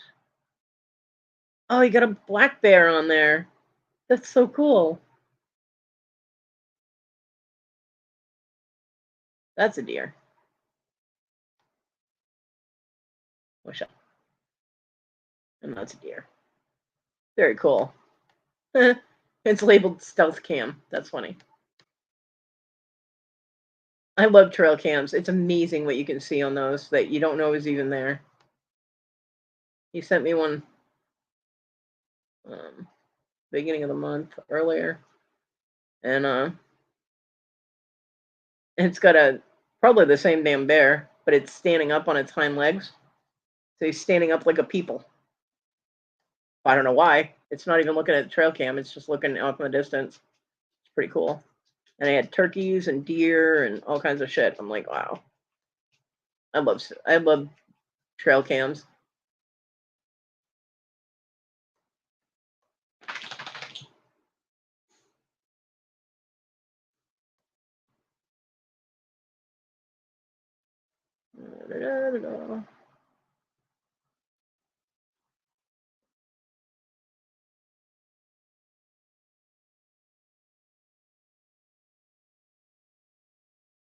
Notification from Amazon.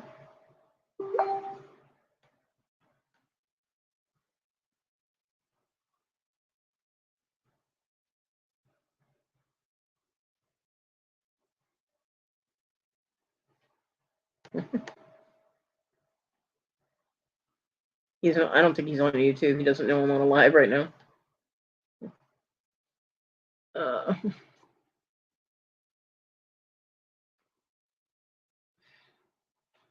So I think I'm going to call it a day, at least for the live. It's been a little over 3 hours.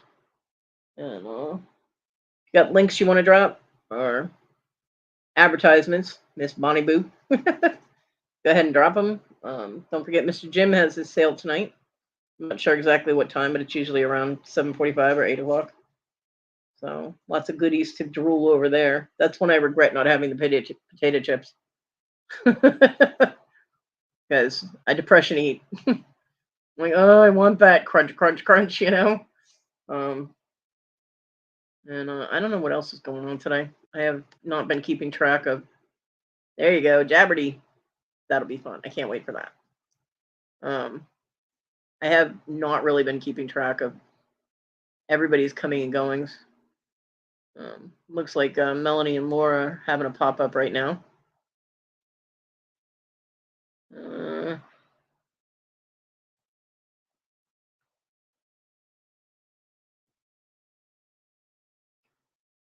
See. Nana Tink is having a auction. Halloween costumes, clothes, and more. That'll be on in about 20 minutes. I am going to try and get some sleep. Keep an eye out for, it'll probably be a pop-up because I won't know exactly when I'm going to be doing the sale. Although I do have to let Irene know when I do it because she said to let her know because of the beads. I also have a bunch of Swarovski crystal and Crystazzi flatbacks, which I don't really use. I mean, I can put them on jewelry, but I don't have the hot fix thing for it, and just gluing them, they can catch on things and pop off. So I do use crystals. I do use flatback crystals, but I have a tool. Come on, out of here. Go. Cat, go away. Go. Oh, shoot, shoot, shoot. I buy the sizes that work with the tool that I have, and it puts like a little divot in the metal, like a little circle, so that when I put the crystal in, when I glue it in, the edge of the crystal is below the surface of the whatever I'm putting the crystal in. So it's a little more secure. It won't catch on anything. So the sizes that I have that I got in the lot that I got, they're bigger than what the tools are. So I'm gonna sell those. And I've got these weird triangular rivet things that I got in the lot. That was interesting. I have absolutely no use for rivets. They're like a prong thing. I don't know. They're weird. But I've got blue ones and I've got, I think, gold ones. One of the packages opened up in the bag, so I have to scoop those out and put them in a Ziploc. I did get one strand of really cute to make a bracelet. It would be so cute. And they're Halloween theme or fall theme because there's pumpkins, there's a piece of pie.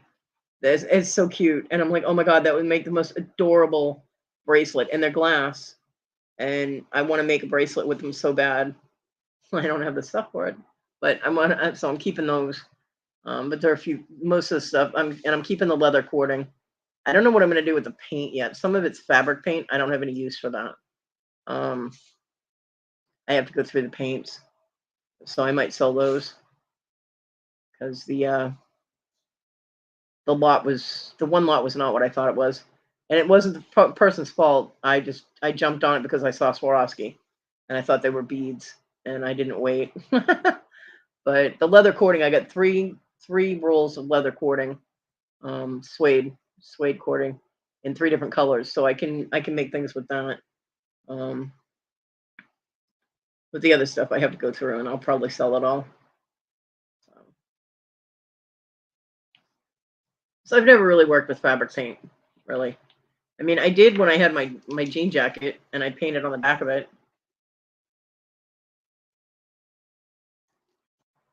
And I can use acrylic paints, like the apple barrel paint, that kind of thing. I can use those. But fabric paint, I got no use for. So those will probably be in a craft lot. Things like that. I don't know. I gotta go through the box. Box of stuff. So yeah, keep an eye out for that. It'll be in the next few days. This weekend, I am gonna try and concentrate on getting my damn labels done and getting people's things packed up. Because I know Dibble is waiting. I know everybody's waiting for this. Kathy, I've got her package has got to go out. I've got Dibble. I've got Beverly. I don't know. The list is out there. Everybody's stuff is together. It's just out in the other room. So, and I do have the money for it, so I'm good. I have the money for that. Just not my electric bill. So, and I don't know. I feel bad doing a sale when I haven't gotten orders out, so I want to get that done this weekend, so that I can do a sale and be guilt free. You know what I mean? Be like, hey, I haven't shipped anybody's stuff, but here, come buy more of my stuff. It just doesn't seem right to me. So I'll get that figured out. Ugh. You know how it goes. But I hope everybody has a great weekend. I will see you around the tube. I don't know exactly what time I'll be at Mr. Jim's, but I'll be there eventually.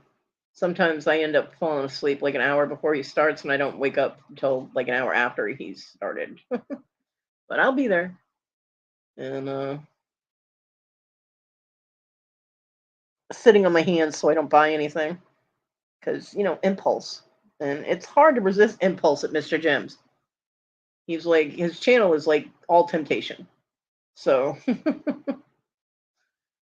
but I do hope everybody has a good day. Kathy, don't work too hard. No injuring yourself or overdoing it. We don't want you getting sick again. And you asked better get back on my panel at some point and giggle for me. Because I'm feeling very, very deprived with no giggle girl on my panel. Man performance, girl. So have a great day, everybody. Have a great weekend. I will see you around the tube. Be safe. Be careful. You can't be careful. Don't name it after me, because if I wasn't there to enjoy it, I don't want it named after me. Bye, everybody.